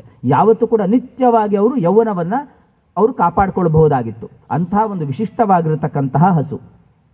ಈ ವಸು ಹೆಸರು ಕೂಡ 8 ಜನ ವಸುಗಳಿದ್ದಾರಲ್ವಾ, ಅದರಲ್ಲಿ ಈ ಭೀಷ್ಮಾಚಾರ್ಯರು ಹಿಂದೆ ಅವ್ರ ಹೆಸರು ದ್ಯು ಅನ್ನುವ ಹೆಸರು. ದ್ಯು ಅವ್ರ ಹೆಸರು ದ್ಯು ಅಂತ ಹೆಸರು. ಅವ್ರ ಹೆಂಡತಿ ವರಾಂಗಿನಿ ಅಂತಂದ್ಕೊಂಡು ಆ ದ್ಯು ವಸುವಿನ ಹೆಂಡತಿ. ಅವಳಿಗೊಬ್ಬರು ಫ್ರೆಂಡ್ ಇರ್ತಾಳೆ, ಅವಳ ಹೆಸರು ಕೂಡ ವರಾಂಗಿನಿ ಅಂತ ಅನ್ಕೊಂಡು. ಸೊ ದ್ಯು ವಸುವಿನ ಹೆಂಡತಿ ಹೆಸರು ವರಾಂಗಿನಿ, ಅವಳ ಫ್ರೆಂಡ್ ಹೆಸರು ಕೂಡ ವರಾಂಗಿನಿ. ಈ ಇನ್ನೊಬ್ಳು ವರಾಂಗಿನಿ ಇದ್ದಾಳಲ್ವಾ, ಅವಳು ಕೇಳ್ತಾಳಂತೆ, ಅಯ್ಯೋ ನನ್ಗಾದ್ರೆ ವಯಸ್ಸಾಗ್ತಾ ಇದೆ, ಕೂದಲೆಲ್ಲ ಕನ್ನಡಿ ನೋಡ್ಕೊಳ್ಬೇಕಾದ್ರೆ ಇಲ್ಲೆಲ್ಲೋ ಒಂದು ಬಿಳಿ ಕೂದಲು ಸಿಕ್ಬಿಡ್ತಾ ಇದೆ, ನಾಳೆಗೆ ನೋಡಿದಾಗ 3 ಬಿಳಿ ಕೂದಲು ಸಿಗ್ತಾ ಇದೆ, ನನ್ಗಾದ್ರೆ ಆಮೇಲೆ ಚರ್ಮ ಎಲ್ಲ ಸುಕ್ ಆಗ್ತಾ ಇದೆ, ನನಗೂ ನಿನಗೂ ಒಂದೇ ಏಜು, ಒಂದೇ ದಿವಸ ಹುಟ್ಟಿದ್ದು, ನಾವಿಬ್ರು ಕೂಡ ಸ್ನೇಹಿತರು, ಆದರೆ ನಿನ್ಗೆ ವಯಸ್ಸೇ ಆಗ್ತಾ ಇಲ್ಲ, ನನಗೆ ಯಾಕೋ ವಯಸ್ಸಾಗ್ತಾ ಇದೆ ಅಂತ ಹೇಳಿದ್ರೆ, ನಾನು ದಿವಸ ಆ ವಸಿಷ್ಠರು ಏನು ಹಸು ಇದೆಯಲ್ವಾ ಅದ್ರ ಹಾಲು ನಮಗೆಲ್ಲ ಸಪ್ಲೈ ಮಾಡ್ತಾರೆ, ನಾವೆಲ್ಲ ನಿಮ್ಮ ಹಾಗೆ A1 ಮಿಲ್ಕ್ಗಿಂತ ಜಾಸ್ತಿ ಪವರ್ ಅದು, ನಾವೆಲ್ಲ ಯಾವುದೋ ಪ್ಯಾಕೆಟ್ ಹಾಲು ಅವೆಲ್ಲ ನಾವು ಕುಡಿಯಲ್ಲ, ಶುದ್ಧವಾದ ದೇಸಿ ಹಸುನೂ ಕೂಡ ಇಲ್ಲ, ಅದಕ್ಕಿಂತ ಉತ್ತಮವಾಗಿರತಕ್ಕಂತಹ ಯಾಗೀಯದೇನು ಅದ್ರ ಹಾಲನ್ನು ಕುಡಿತೀವಿ ಅಂತಂದಾಗ ಅವ್ಳು ಬೇಡ್ಕೊಳ್ತಾಳೆ, ವರಾಂಗಿನಿ ಪ್ಲೀಸ್ ನಾವು ಇಷ್ಟು ಬೆಸ್ಟ್ ಫ್ರೆಂಡ್ ಅಲ್ವಾ, ದಯವಿಟ್ಟು ನನಗೂ ಕೂಡ ಇದ್ರ ಹಾಲು ಕೊಡಿಸು, ಆ ಹಸುನ ಹೆಂಗಾರು ಕೂಡ ನೀನು ಕದ್ಬಿಡು ಅಂತ ಅಂದ್ಕೊಂಡು ಹೇಳಿದಾಗ ಕದಿಬೇಕು ಅಂತ ಅವಳು ಹೇಳಲಿಲ್ಲ. ಈ ದ್ಯು ವಸುವಿನ ಹೆಂಡತಿ ವರಾಂಗಿನಿ ಬರ್ತಾಳೆ, ದ್ಯು ವಸುವಿಗೆ ಕೇಳ್ತಾನೆ, ನೀವೇನು ಮಾಡ್ತಿರೋ ನಂಗೆ ಗೊತ್ತಿಲ್ಲ, ನನಗೆ ಆ ಹಸು ಬೇಕೇ ಬೇಕು ಅಂತ ಹಠ ಹಿಡಿತಾಳೆ. ಇವನು ಯೋಚನೆ ಮಾಡ್ತಾ ಇರಬೇಕಾದ್ರೆ 7 ಜನ ವಸುಗಳು ಬರ್ತಾರೆ. ಹೌದಾ, ನಾನು ನಿಮಗೆಲ್ಲ ಸಪೋರ್ಟ್ ಮಾಡ್ತೀವಿ, ಯಾಕಂದರೆ ನೀನು ಹಿರಿಯ, ನೀನು ಹಾಗಾಗಿ ನಾವೆಲ್ಲ ನಿಮ್ಗೆ ಸಪೋರ್ಟ್ ಮಾಡ್ತೀವಿ, ಹಾಗಾಗಿ ನಾವೆಲ್ಲ ಸೇರಿಬಿಟ್ಟು ಆ ಹಸುವನ್ನು ನಾವೇನು ಮಾಡೋಣ, ನಾವು ಕಿಡ್ನಾಪ್ ಮಾಡೋಣ, ಅಪಹರಿಸ ಮಾಡ್ಕೊಂಡು ಬಿಡೋಣ. ಸೊ ಆಮೇಲೆ ಅದು ನಿಮಗೆ ಕೊಡ್ತೀವಿ, ನೀವು ವರಾಂಗಿನಿ ಕೊಡು, ವರಾಂಗಿನಿ ಫ್ರೆಂಡ್ ಆಗಿರತಕ್ಕಂತಹ ವರಾಂಗಿನಿ ಕೊಡ್ತಾಳೆ, ಅವಳು ಕೂಡ ಹಾಲು ಕುಡಿತಾಳೆ, ಅವಳಿಗೂ ಕೂಡ ಒಳ್ಳೆ ಹಾಲು ಸಿಗತ್ತೆ ಅಂತ ಇಷ್ಟೆಲ್ಲ ಪ್ಲಾನ್ ಮಾಡಿದಾಗ ಆಗ ವಸಿಷ್ಠರಿಗೆ ಗೊತ್ತಾಗತ್ತೆ, ಅದರಿಂದಾಗಿ ಶಾಪ ಸಿಗತ್ತೆ. ನಿಂಗೆ ಯಾವತ್ತೂ ಕೂಡ ನೀನು ಭೂಮಿಯಲ್ಲಿ ನೀನು ಅವತಾರ ಮಾಡ್ಕೊಳ್ಬೇಕು, ಯಾವತ್ತೂ ಕೂಡ ನಿನ್ನ ಹೆಂಡ್ತಿನೇ ನಿನಗೆ ಶತ್ರು ಆಗ್ಬಿಡ್ಲಿ ಅಂತೆಲ್ಲ ಈ ರೀತಿಯಾಗಿರ್ತಕ್ಕಂಥ ದೊಡ್ಡ ಶಾಪ ಪ್ರಸಂಗಗಳೆಲ್ಲ ಆಗತ್ತೆ. ಕಡೆಗೆ ಎಲ್ಲರೂ ಕೂಡ ಅವತಾರ ಮಾಡಬೇಕು. 8 ಜನ ವಸುಗಳು ಕೂಡ ಕಳ್ಳತನಕ್ಕೆ ಸಪೋರ್ಟ್ ಮಾಡಿದ್ದೀರಾ, ಅದರಿಂದಾಗಿ ಭೂಮಿಯಲ್ಲಿ ಹುಟ್ಟಬೇಕು ಅಂತೆಲ್ಲ ಮಾತುಕತೆ ಆಗತ್ತೆ. ಇವರೆಲ್ಲ ಒಂದು ಒಪ್ಪಂದ ಮಾಡ್ಕೊಳ್ತಾರೆ 8 ಜನ ವಸುಗಳು. ಜುವಸು, ನಾವೆಲ್ಲ ಹೆಲ್ಪ್ ಮಾಡಿದ್ದು ನಿನಗೋಸ್ಕರ ಅಲ್ವಾ, ದೇವತೆಗಳಿಗೆ ಯಾವತ್ತೂ ಕೂಡ ಭೂಮಿಯಲ್ಲಿ ಹುಟ್ಟಬೇಕು ಅಂತಂತ ಹೇಳಿದ್ರೆ ಅವ್ರಿಗೆ ತುಂಬ ಇರಿಟೇಷನ್ ಆಗುತ್ತೆ. ಭೂಮಿಯಲ್ಲಿ ಎಷ್ಟು ಕೆಟ್ಟ ಕೆಲಸ, ಹಿಂಸಾಚಾರ, ಭ್ರಷ್ಟಾಚಾರ, ಅತ್ಯಾಚಾರ ಇವೆಲ್ಲ ತುಂಬಿಕೊಂಡು ಹೋಗ್ಬಿಟ್ಟಿದೆ. ಹಾಗಾಗಿ ಭೂಮಿಯಲ್ಲಿ ಅವತಾರ ಮಾಡಲಿಕ್ಕೆ ಅವ್ರಿಗೆ ಇಷ್ಟನೇ ಪಡೋದಿಲ್ಲ. ಹಾಗಾಗಿ ಅವರೆಲ್ಲ ಹೇಳ್ತಾರೆ, ನಾವು ನಿಮಗೋಸ್ಕರ ಕಳ್ತನ ಮಾಡಿದ್ದಲ್ವಾ, ನಾವು ಒಂದು ವರ ಪಡ್ಕೊಳ್ತೇವೆ, ಹುಟ್ಟಿದ ತಕ್ಷಣ ನಾವು ಸತ್ತೋಗ್ಬಿಡ್ಬೇಕು, ಆದರೆ ನಮ್ಮೆಲ್ಲರ ಆಯುಷ್ಯವನ್ನು ಯಾರಿಗೆ ಕೊಡ್ತೇವೆ, ಬಿಜ್ಜು ವಸು ನಿನಗೆ ಕೊಡ್ತೇವೆ. ಎಲ್ಲರಿಗೂ ಕೂಡ ಒಂದಿಷ್ಟಿಷ್ಟು ಆಯುಷ್ಯ ಅಂತಿರುತ್ತಲ್ವಾ. ಸೊ A ವಸು, B ವಸು, C ವಸು ಅಂತೆಲ್ಲ ಮಾಡ್ಕೊಂಡು ಕೂಡ ಇವನು ಯಾವ ವಸು, ದ್ಯು ವಸು. ಹಾಗಾಗಿ ಒಟ್ಟು ದ್ಯು ವಸುವಿಗೆ ಎಲ್ಲರೂ ಕೂಡ ಏನು ಕೊಟ್ಬಿಟ್ಟಿರ್ತಾರೆ, ಆಯುಷ್ಯ ಕೊಟ್ಬಿಡ್ತಾರೆ. ಆಯಿತು, ಹಾಗಾಗಿ ನಮ್ಮೆಲ್ಲರ ಆಯುಷ್ಯವನ್ನು ಕೂಡ ಕೊಡ್ತೇವೆ ಅಂತ ಹೇಳಿ ಆ ದ್ಯು ವಸುವಿಗೆ ಆಯುಷ್ಯ ಕೊಟ್ಬಿಟ್ರು. ಆದ್ರಿಂದಾಗಿ ಗಂಗಾದೇವಿ, ಇವೆಲ್ಲ ಪ್ಲ್ಯಾನ್, ಇವೆಲ್ಲ ಭಗವಂತ ಏನು ಮಾಡ್ತಾನೆ, ಇವೆಲ್ಲವೂ ಕೂಡ ಭಗವಂತನ ಒಂದು ಪ್ಲ್ಯಾನ್. ಹಾಗಾಗಿ ಏನು ಹೇಳ್ತಾರೆ, ಬಹುಚಿತ್ರ ಜಗದ್ ಬಹುದಾ ಕರಣ ಪರಶಕ್ತಿರನಂತ ಗುಣಪರಮಃ ಅಂತ ಹೇಳಬೇಕಾದ್ರೆ, ಇಂತಹ ವಿಚಿತ್ರವಾಗಿರುವ ಜಗತ್ತನ್ನು ಸೃಷ್ಟಿ ಮಾಡಿರತಕ್ಕಂತಹ ಭಗವಂತನ ಆ ಸೃಷ್ಟಿ ಪ್ರಕ್ರಿಯೆ ಎಷ್ಟು ಚೆನ್ನಾಗಿದೆ, ಅವನು ಎಷ್ಟು ಬುದ್ಧಿವಂತ, ಅವನು ಎಷ್ಟು ಜಗಜ್ಜನ್ಮಾದಿ ಕಾರಣ ಅಂತೆಲ್ಲ ನಾವು ತಿಳ್ಕೊಳ್ಬೇಕು ಅಂತ ಹೇಳ್ತಾರೆ. ಇರಲಿ, ಹಾಗಾಗಿ ಗಂಗಾದೇವಿ ಮದುವೆ ಆಗಬೇಕಾದ್ರೆ ಒಂದು ಷರತ್ತು ಹಾಕ್ತಾಳೆ, ನೋಡು ನಾನು ಏನು ಕೆಲಸ ಮಾಡಿದ್ರು ಕೂಡ ಯಾಕೆ ಅಂತ ಪ್ರಶ್ನೆ ಮಾಡಬಾರ್ದು ಅಂತ ಹೇಳ್ಕೊಳ್ತಾನೆ ಭೀಷ್ಮ. ಇವರು ಯಾರು ಶಂತನು ಒಪ್ಕೊಂಡ್ಬಿಡ್ತಾನೆ, ಆಯಿತು ಅಂತ. ಮಗು ಹುಟ್ಟಿದ ತಕ್ಷಣ A Vasu ಹುಟ್ಟದ, B Vasu ಹುಟ್ಟದ, C ವಸು ಹುಟ್ಟದ, ಎಲ್ಲರನ್ನೂ ಕೂಡ ತೊಗೊಂಡು ಹೋಗ್ತಾಳೆ, ಗಂಗೆ ಒಳ ಮುಳುಗಿಸ್ಬಿಡ್ತಾಳೆ. ಬೇಜಾರಾಗುತ್ತೋ ಇಲ್ವೋ ಶಂತನಿಗೆ, ಅಯ್ಯೋ ಪುಟ್ಟ ಮಗು, ಇನ್ನೂ ಮಗು ಹುಟ್ಟುತ್ತಾ ಇದೆ. ಹುಟ್ಟಿದ ತಕ್ಷಣ ಗಂಗೆ ತೊಗೊಂಡು ಹೋಗ್ತಾ ಇದ್ದಾಳೆ, ನೀರಿಗೆ ಹಾಕ್ತಾ ಇದ್ದಾಳೆ. ಅವ್ನು ಅರ್ಧ ದಾರಿಗೆ ಅಂತ ಹೇಳಕ್ಕೆ ಹೋಗ್ತಾ ಇದ್ದಾನೆ, ನೆನಪಾಯಿತು. ನಾನೇನಾದರೂ ಕೂಡ ಗಂಗೆಗೆ ಯಾಕೆ ಅಂತ ಏನಾದ್ರು ಪ್ರಶ್ನೆ ಮಾಡಿದ್ರೆ, ವೈ ಅಂತ ಪ್ರಶ್ನೆ ಮಾಡಿದ್ರೆ ಅವಳು ಏನು ಮಾಡ್ತಾಳೆ, ನನ್ನ ಬಿಟ್ಟು ಹೋಗ್ಬಿಡ್ತಾಳೆ, ಯಾಕೆಂದ್ರೆ ಹಾಗೆ ಅವಳು ಒಪ್ಪಂದ ಮಾಡ್ಕೊಂಡ್ಬಿಟ್ಟಿದ್ದಾಳೆ ಅಂತ ಏನು ಮಾಡ್ತಾನೆ, ಕೇಳೋದಿಲ್ಲ. ಎ ಆಯಿತು, ಬಿ ಆಯಿತು, ಸಿ ಆಯಿತು, ಡಿ ಆಯಿತು, ಇವೆಲ್ಲ ಆಯಿತು. ನೆಕ್ಸ್ಟ್ ಬರೋನು ಯಾವನು? ದ್ಯು ವಸು, 8ನೇ ವಸು ದ್ಯು ವಸು. ಅವನು ಹುಟ್ಟುತ್ತಾನೆ. ಹುಟ್ಟಿದ ತಕ್ಷಣ ಇವನು ತಡ್ಕೊಳ್ಳಿಕ್ಕೆ ಆಗೋದಿಲ್ಲ ಅವನಿಗೆ. ಇವೆಲ್ಲ ಭಗವಂತನ ಪ್ರೇರಣೆ. ಇವೆಲ್ಲ ಇದ್ರ ಹಿಂದೆ ಭಗವಂತನ ಧಿಯೋಯೋನ ಪ್ರಚೋದಯ. ನಾವೆಲ್ಲ ಗಾಯತ್ರಿಯನ್ನು ಉಪಾಸನೆ ಮಾಡ್ಕೊಳ್ಬೇಕಾದ್ರೆ ಹೇಳ್ತೇವೆ, ಆಯಾಯ ಕಾಲದಲ್ಲಿ ನನಗೆ ಒಳ್ಳೆಯ ರೀತಿಯಾಗಿರತಕ್ಕಂತಹ ಬುದ್ಧಿಯನ್ನು ನೀನು ನನಗೆ ಪ್ರಚೋದನೆ ಮಾಡು ಅಂತ ನಾವೆಲ್ಲ ದೇವರನ್ನು ಕೇಳ್ಕೊಳ್ಬೇಕಂತೆ. ಅವನಿಗೆ ಬುದ್ಧಿಯಿಂದ ಪ್ರೇರಣೆ ಆಯ್ತು. ಅವನಿಗೆ ಅವನು ಬಂದು ಗಂಗೆ ಯಾಕೆ ಇವನನ್ನ ಯಾಕೆ ನೀನು ಮುಳುಗಿಸ್ತಾ ಇದ್ಯಾ ಅಂತಂದ ತಕ್ಷಣ, ಆಯಿತು ಈ ಮಗು ನೀವೇ ಇಟ್ಕೊಳ್ಳಿ, ಸೊ ನಾನು ಇವನಿಗೆ ವಿದ್ಯಾಭ್ಯಾಸವನ್ನೆಲ್ಲ ಮಾಡಿಸ್ಕೊಂಡು ನಿಮ್ಮ ಹತ್ರ ಕರ್ಕೊಂಡು ಬಂದುಬಿಡ್ತೇನೆ. ಅದು ನಮ್ಮ ಒಪ್ಪಂದ ಏನಿತ್ತು, ನೀವು ನನಗೆ ಯಾಕೆ ಅಂತ ಪ್ರಶ್ನೆ ಮಾಡಿಬಿಟ್ರೆ ನಾನು ಹೋಗ್ತೀನಿ ಅಂತ ಅಂದ್ಕೊಂಡು ಗಂಗೆ ಮಗುವನ್ನು ಕೂಡ ಕರ್ಕೊಂಡು ಹೋಗ್ತಾಳೆ. ಆದರೆ ಮಗುವನ್ನು ನೀರಿನಲ್ಲಿ ಮುಳುಗಿಸೋದಿಲ್ಲ. ಆ ಗಂಗೆ ಯಾರು ಆ ವಸು, ಆ ದೇವವ್ರತನಿಗೆ ತನ್ನ 8ನೇ ಮಗುವನಾಗಿರುವ ಜ್ಯೂ ವಸುವಿಗೆ ಒಳ್ಳೆ ರೀತಿಯಾಗಿರತಕ್ಕಂತಹ ವಿದ್ಯಾಭ್ಯಾಸವನ್ನು ಮಾಡಿ ಶಂತನು ಹತ್ರ ಕರ್ಕೊಂಡು ಬಂದುಬಿಡ್ತಾಳೆ. ಕಡೆಗೆ ಶಂತನು ಸತ್ಯವತಿ ಅಂತ ಅವಳು ದಾಶರಾಜನ ಮಗಳು, ಬೆಸ್ತನ ಮಗಳು ಸತ್ಯವತಿ, ಅವಳನ್ನು ನೋಡ್ತಾನೆ. ಅವಳನ್ನು ನೋಡಿಬಿಟ್ಟು ಅವನಿಗೆ ಮನಸ್ಸಾಗತ್ತೆ, ನಾನು ಹೆಂಗೂ ಗಂಗಾದೇವಿ ಇಲ್ಲ, ಸೊ ಹಾಗಾಗಿ ನಾನು ಒಳ್ಳೆ ಮಕ್ಕಳನ್ನು ನಾನು ಪಡ್ಕೊಳ್ಬೇಕು ಅನ್ನೋ ಕಾರಣದಿಂದಾಗಿ, ಯಾಕೆಂದರೆ ನನ್ನ ಸಾಮ್ರಾಜ್ಯ ತುಂಬ ದೊಡ್ಡದಾಗಿದೆ, ಒಬ್ಬ ಮಗನಿಂದಾಗಿ ಎಲ್ಲವನ್ನು ಕೂಡ ನೋಡ್ಕೊಳ್ಳಿಕ್ಕೆ ಆಗೋದಿಲ್ಲ. ಹಾಗಾಗಿ ನನ್ನ ಸಾಮ್ರಾಜ್ಯವನ್ನು ನಾನು ಬೆಳೆಸಬೇಕು, ಎಲ್ಲ ಕಡೆಯಲ್ಲೂ ಕೂಡ ನನ್ನ ಸಾಮ್ರಾಜ್ಯವನ್ನು ಚೆನ್ನಾಗಿ ಪಾಲಿಸಬೇಕು ಅಂತಂತ ಹೇಳಿದ್ರೆ ನನ್ನ ಮಕ್ಕಳಂಗೆ ಯಾರೂ ಕೂಡ ನೋಡ್ಕೊಳ್ಳಿಕ್ಕೆ ಸಾಧ್ಯನೇ ಇಲ್ಲ. ಮಗ ಹೆಂಗೆ ಕೆಲಸ ಮಾಡ್ತಾನೋ ಬೇರೆಯವರು ಅಷ್ಟೇ ಹೆಲ್ಪ್ ಮಾಡ್ಲಿಕ್ಕಾಗತ್ತಾ? ಅಪ್ಪನಿಗೆ ಮಕ್ಕಳು ಎಷ್ಟು ಸೇವೆ ಮಾಡ್ತಾರೋ ಬೇರೆ ಪಕ್ಕದ ಮನೆಯವರೆಲ್ಲ ಸೇವೆ ಮಾಡ್ಲಿಕ್ಕಾಗತ್ತಾ? ಇಂಪಾಸಿಬಲ್, ಸಾಧ್ಯನೇ ಇಲ್ಲ. ಹಾಗಾಗಿ ತಾನು ಸತ್ಯವತಿಯನ್ನು ಮದುವೆ ಆಗಬೇಕು ಅಂತ ಅನ್ಕೊಳ್ತಾನೆ. ಆದರೆ ಸತ್ಯವತಿ, ಆ ದಾಶರಾಜ ಹೇಳ್ತಾನೆ, ನೋಡು ನನ್ನ ಮಕ್ಕಳಿಗೆ ಏನಾದರೂ ಕೂಡ ನಿನ್ನ ಸಿಂಹಾಸನ ಕೊಡೋದಿದ್ರೆ ಮದುವೆ ಮಾಡ್ಕೊಳಕ್ಕೆ ಹೋಗ್ತೀನಿ, ಇಲ್ಲಿ ನಾನು ಒಪ್ಪಿಗೆ ಕೊಡೋದಿಲ್ಲ ಅಂತಂದ ತಕ್ಷಣ ಕಡೆಗೆ ಆಗ ದೇವವ್ರತ ಬರ್ತಾನೆ. ಈ ವಿಷಯ ತಿಳ್ಕೊಳ್ತಾನೆ. ಅವನು ದೇವವ್ರತ ಒಳ್ಳೆ ದೊಡ್ಡ ಪ್ರತಿಜ್ಞೆಯನ್ನು ಮಾಡಿರತಕ್ಕಂತಹ ಒಂದು ದಿವಸ. ಆ ಭೀಷ್ಮಾಚಾರ್ಯರು ಇವತ್ತು ಉತ್ತರಾಯಣಕ್ಕೆ ಕಾಯ್ತಾ ಇರ್ತಾರೆ. ಶರಶಯ್ಯಲ್ಲಿ ಮಲ್ಕೊಂಡು ದುರ್ಯೋಧನ ಮನೇಲಿ ಅವ್ರು ಊಟ ಮಾಡಿರ್ತಾರಲ್ವಾ, ಯಾರ ಆಸ್ಥಾನದಲ್ಲಿ ಇರ್ತಾರೆ ಭೀಷ್ಮಾಚಾರ್ಯರು? ದುರ್ಯೋಧನ ಒಳ್ಳೆಯವನಾ? ಎಷ್ಟು ಕೆಟ್ಟವನು. ಹಿಂಸಾಚಾರ ಮಾಡಿರ್ತಾನೆ, ಭ್ರಷ್ಟಾಚಾರ ಮಾಡಿರ್ತಾನೆ, ಅತ್ಯಾಚಾರ ಮಾಡಿರ್ತಾನೆ. ಯಾವ್ಯಾವುದು ಮಾಡಬಾರ್ದು ಅಂತ ಅನ್ನೋದಕ್ಕೆ ದೊಡ್ಡ ಎಕ್ಸಾಂಪಲ್ ಯಾರು ಅಂತಂತಂದ್ರೆ ದುರ್ಯೋಧನ, ರಾವಣ, ಇವರೆಲ್ಲ ಹೇಗಿರಬಾರ್ದು ಅನ್ನೋದಕ್ಕೆ. ಇವತ್ತೆಲ್ಲ ದಯವಿಟ್ಟು ಎಲ್ಲ ಕುರುಕ್ಷೇತ್ರ ಅನ್ನೋ ಪಿಕ್ಚರ್ ನೋಡ್ಬಿಟ್ಟು ಎಂಥ ಒಳ್ಳೆ ಪಾಠ ಹಾಕ್ಬಿಟ್ಟಿದಾನಪ್ಪ, ದುರ್ಯೋಧನ ಇಷ್ಟು ಒಳ್ಳೆಯವನ ಅನ್ನುವ ಕೆಟ್ಟ ಮನೋಭಾವನೆ ಬರೋ ಹಾಗೆ ತೆಗೆದಿರ್ತಾರೆ. ಆದರೆ ನಾವು ಮೂಲ ಮಹಾಭಾರತ, ಮೂಲ ರಾಮಾಯಣ ಇವೆಲ್ಲೆಲ್ಲ ನೋಡ್ಕೊಂಡಾಗ ಈ ಮೂರನ್ನು ಮಾಡಲೇಬಾರ್ದು ಅಂತ ರಾಮಾಯಣದಲ್ಲಿ ಹೇಳಿದ್ ಗೊತ್ತಿದೆಯಲ್ವಾ? ಹಿಂಸಾಚಾರ ಮಾಡಬಾರ್ದು, ಭ್ರಷ್ಟಾಚಾರ ಮಾಡಬಾರ್ದು, ಅತ್ಯಾಚಾರ, ಸ್ತ್ರೀಯರಿಗೆ ಯಾವತ್ತೂ ಕೂಡ ತೊಂದರೆ ಕೊಡಬಾರ್ದು, ಈ ಮೂರನ್ನು ಹೇಳಿರ್ತಾನೆ. ಹಾಗಾಗಿ ಅವನು ಅವತ್ತು ಭಯಂಕರವಾಗಿರತಕ್ಕಂತಹ ಪ್ರತಿಜ್ಞೆಯನ್ನು ಭೀಷ್ಮ ಕೈಗೊಂಡಿರತಕ್ಕಂತಹ ದಿವಸ. ದುರ್ಯೋಧನನ ಮನೆಯಲ್ಲಿ ಅವನು ತುಂಬ ಊಟ ಮಾಡಿ ತಿಂದಿದ್ನಲ್ವ, ಅದರಿಂದಾಗಿ ಏನಾಗುತ್ತೆ, ಪಾಪ ಬಂದಿರತ್ತೆ. ನಾವು ಎಲ್ಲೋ ಕೆಟ್ಟವರ ಅನ್ನವನ್ನು ನಾವು ತಿಂದರೆ ಒಳ್ಳೆಯವರ ಅನ್ನವನ್ನು ಅಪೇಕ್ಷೆ ಪಡಬೇಕಂತೆ. ಒಳ್ಳೆ ಕಡೆ ದೇವಸ್ಥಾನಕ್ಕೆ ಹೋಗಿರ್ತೇವೆ, ಒಳ್ಳೆ ಎಲ್ಲೋ ಯಾಗ ಆಗ್ತಾ ಇರುತ್ತೆ, ಎಲ್ಲೋ ದೇವರ ಪ್ರಸಾದವನ್ನು ಕೊಟ್ಟಿರ್ತಾರೆ, ಅಂತಹ ಪ್ರಸಾದವನ್ನು ತಿಂದರೆ ಮನಸ್ಸೇನಾಗತ್ತೆ, ತುಂಬ ಸಂತೋಷ ಆಗುತ್ತೆ, ಮನಸ್ಸೆಲ್ಲವೂ ಕೂಡ ನಿರ್ಮಲವಾಗತ್ತೆ. ಇನ್ನು ಕೆಟ್ಟನ್ನವನ್ನು ನಾವು ತಿಂದ್ವಿ ಅಂತಂತ ಹೇಳಿದ್ರೆ ಮನಸ್ಸೆಲ್ಲ ಕಲುಷಿತ ಆಗಿ ನಮಗೂ ಕೂಡ ಕೆಟ್ಟ ಮನಸ್ಸು ನಮಗೆ ಬರಲಿಕ್ಕೆ ತುಂಬ ಸಾಧ್ಯತೆಗಳಿದೆ. ಹಾಗಾಗಿ ಈ ಭೀಷ್ಮಾಚಾರ್ಯ ಏನು ಮಾಡಿದ್ರು, ತಮ್ಮಲ್ಲಿ ಇರತಕ್ಕಂತಹ ಎಲ್ಲ ಪಾಪಗಳನ್ನು ಕೂಡ ಆ ಅರ್ಜುನ ಹಾಕಿರ್ತಕ್ಕಂತಹ ಬಾಣದ ಮೇಲೆ ಮಲಗಿಸ್ಕೊಂಡು ತಮ್ಮ ಎಲ್ಲ ಪಾಪಗಳನ್ನು ಕೂಡ ರಕ್ತದ ಮುಖಾಂತರವಾಗಿ ಭೂಮಿಗೆರೆದು ಕಡೆಗೆ ಅವರು ಉಪದೇಶ ಕೊಟ್ಟಿರತಕ್ಕಂಥದ್ದು ಯಾವುದು ಅಂದರೆ ಧರ್ಮರಾಜನಿಗೆ ಇವತ್ತೆಲ್ಲ ಪಾರಾಯಣ ಮಾಡಿದ್ರಲ್ಲ ವಿಷ್ಣು ಸಹಸ್ರನಾಮವನ್ನು ಭೀಷ್ಮಾಚಾರ್ಯರು ಶರಶಯ್ಯಲ್ಲಿ ಮಲಗಿ ಉಪದೇಶವನ್ನು ಕೊಡ್ತಾರೆ. ಯಾರು ಈ ವಿಷ್ಣು ಸಹಸ್ರನಾಮವನ್ನು ಪಾರಾಯಣವನ್ನು ಮಾಡ್ತಾರೋ ಅಂಥವರಿಗೆ ಅನೇಕ ರೀತಿಯಾಗಿರತಕ್ಕಂತಹ ಇತೀದಂ ಕೀರ್ತಿತಂ ಯಸ್ಯ ಕೇಶವಸ್ಯ ಮಹಾತ್ಮನಃ ಅಂತ ಹೇಳಿ ಅದರ ಫಲಶ್ರುತಿ ಪ್ರಾರಂಭ ಆಗುತ್ತೆ. ಯಾವ ವ್ಯಕ್ತಿಗೆ ಏನು ಬೇಕು, ವಿದ್ಯೆ ಬೇಕಾ, ಓಕೆ ವಿಷ್ಣು ಸಹಸ್ರನಾಮ ಪಾರಾಯಣ ಮಾಡಿ. ನಮ್ಮಲ್ಲಿ ಹೇಳ್ತಾರೆ ಏನೋ ಸರ್ವರೋಗಕ್ಕೂ ಕೂಡ ಒಂದೇ ಮದ್ದು, ಎಲ್ಲ ಜ್ವರಕ್ಕೂ ಕೂಡ ಏನು ನೋವಾಗಿದ್ರು ಕೂಡ ಒಂದೇ ಡಾಕ್ಟ್ರು ಒಂದೇ ಒಂದು ಔಷಧಿ ಕೊಡ್ತಾರಾ? ಕೊಡೋದಿಲ್ಲ. ಕೈ ನೋವಾದರೆ ಬೇರೆ, ಶೀತ ಆದರೆ ಬೇರೆ, ಏನಾದ್ರು ಕೂಡ ಅಲರ್ಜಿ ಆಗಿದ್ರೆ ಬೇರೆ, ಎಲ್ಲದಕ್ಕೂ ಕೂಡ ಬೇರೆ ಬೇರೆ ಮಾತ್ರೆಗಳಿರುತ್ತೆ. ಆದರೆ ನಮ್ಮ ಈ ಹಿಂದೂಗಳಿಗೆ ಎಲ್ಲದಕ್ಕೂ ಕೂಡ ನಿಮ್ಗೆ ವಿದ್ಯೆ ಬೇಕಾ, ಸಂಪತ್ತು ಬೇಕಾ, ಊಟ ಬೇಕಾ, ಒಳ್ಳೆ ಪೊಸಿಷನ್ ಬೇಕಾ, ನಿಮಗೆ ಏನು ಬೇಕಾಗಿದ್ರೂ ಕೂಡ ಒಂದೇ ಒಂದು ಟ್ಯಾಬ್ಲೆಟ್ ಅಂತಂತ ಹೇಳಿದ್ರೆ ಒಳ್ಳೆ ರೀತಿಯಾಗಿ ವಿಷ್ಣು ಸಹಸ್ರನಾಮವನ್ನು ಅಲ್ಪಪ್ರಾಣ, ಮಹಾಪ್ರಾಣ, ಹ್ರಸ್ವ, ದೀರ್ಘ ಇವೆಲ್ಲವನ್ನು ಕೂಡ ಮನಸ್ಸಿನಲ್ಲಿಟ್ಕೊಂಡು ಚೆನ್ನಾಗಿ ಪ್ರನೌನ್ಸ್ ಮಾಡ್ತಾ ಕಣ್ಣು ಮುಚ್ಕೊಂಡು ನಾವೆಲ್ಲರೂ ಕೂಡ ಇದಕ್ಕೆ ಕಾಷ್ಟ ಮೌನ ವ್ರತ ಅಂತ ಒಂದು ಸ್ಪೆಷಲ್ ವ್ರತ ಹೇಳಿದ್ದಾರೆ. ಕಾಷ್ಟ ಅಂದ್ರೆ ಏನು ಗೊತ್ತಾ? ಕಾಷ್ಟ ಅಂತ ಹೇಳಿದ್ರೆ ಇದಲ್ಲ, ಮರ. ಕಾಷ್ಟ ಸಮಿತ್ ಅಲ್ಲ, ಕಾಷ್ಟ ಅಂತ ಹೇಳಿದ್ರೆ ಒಂದು ಮರದ ದಿಮ್ಮಿ.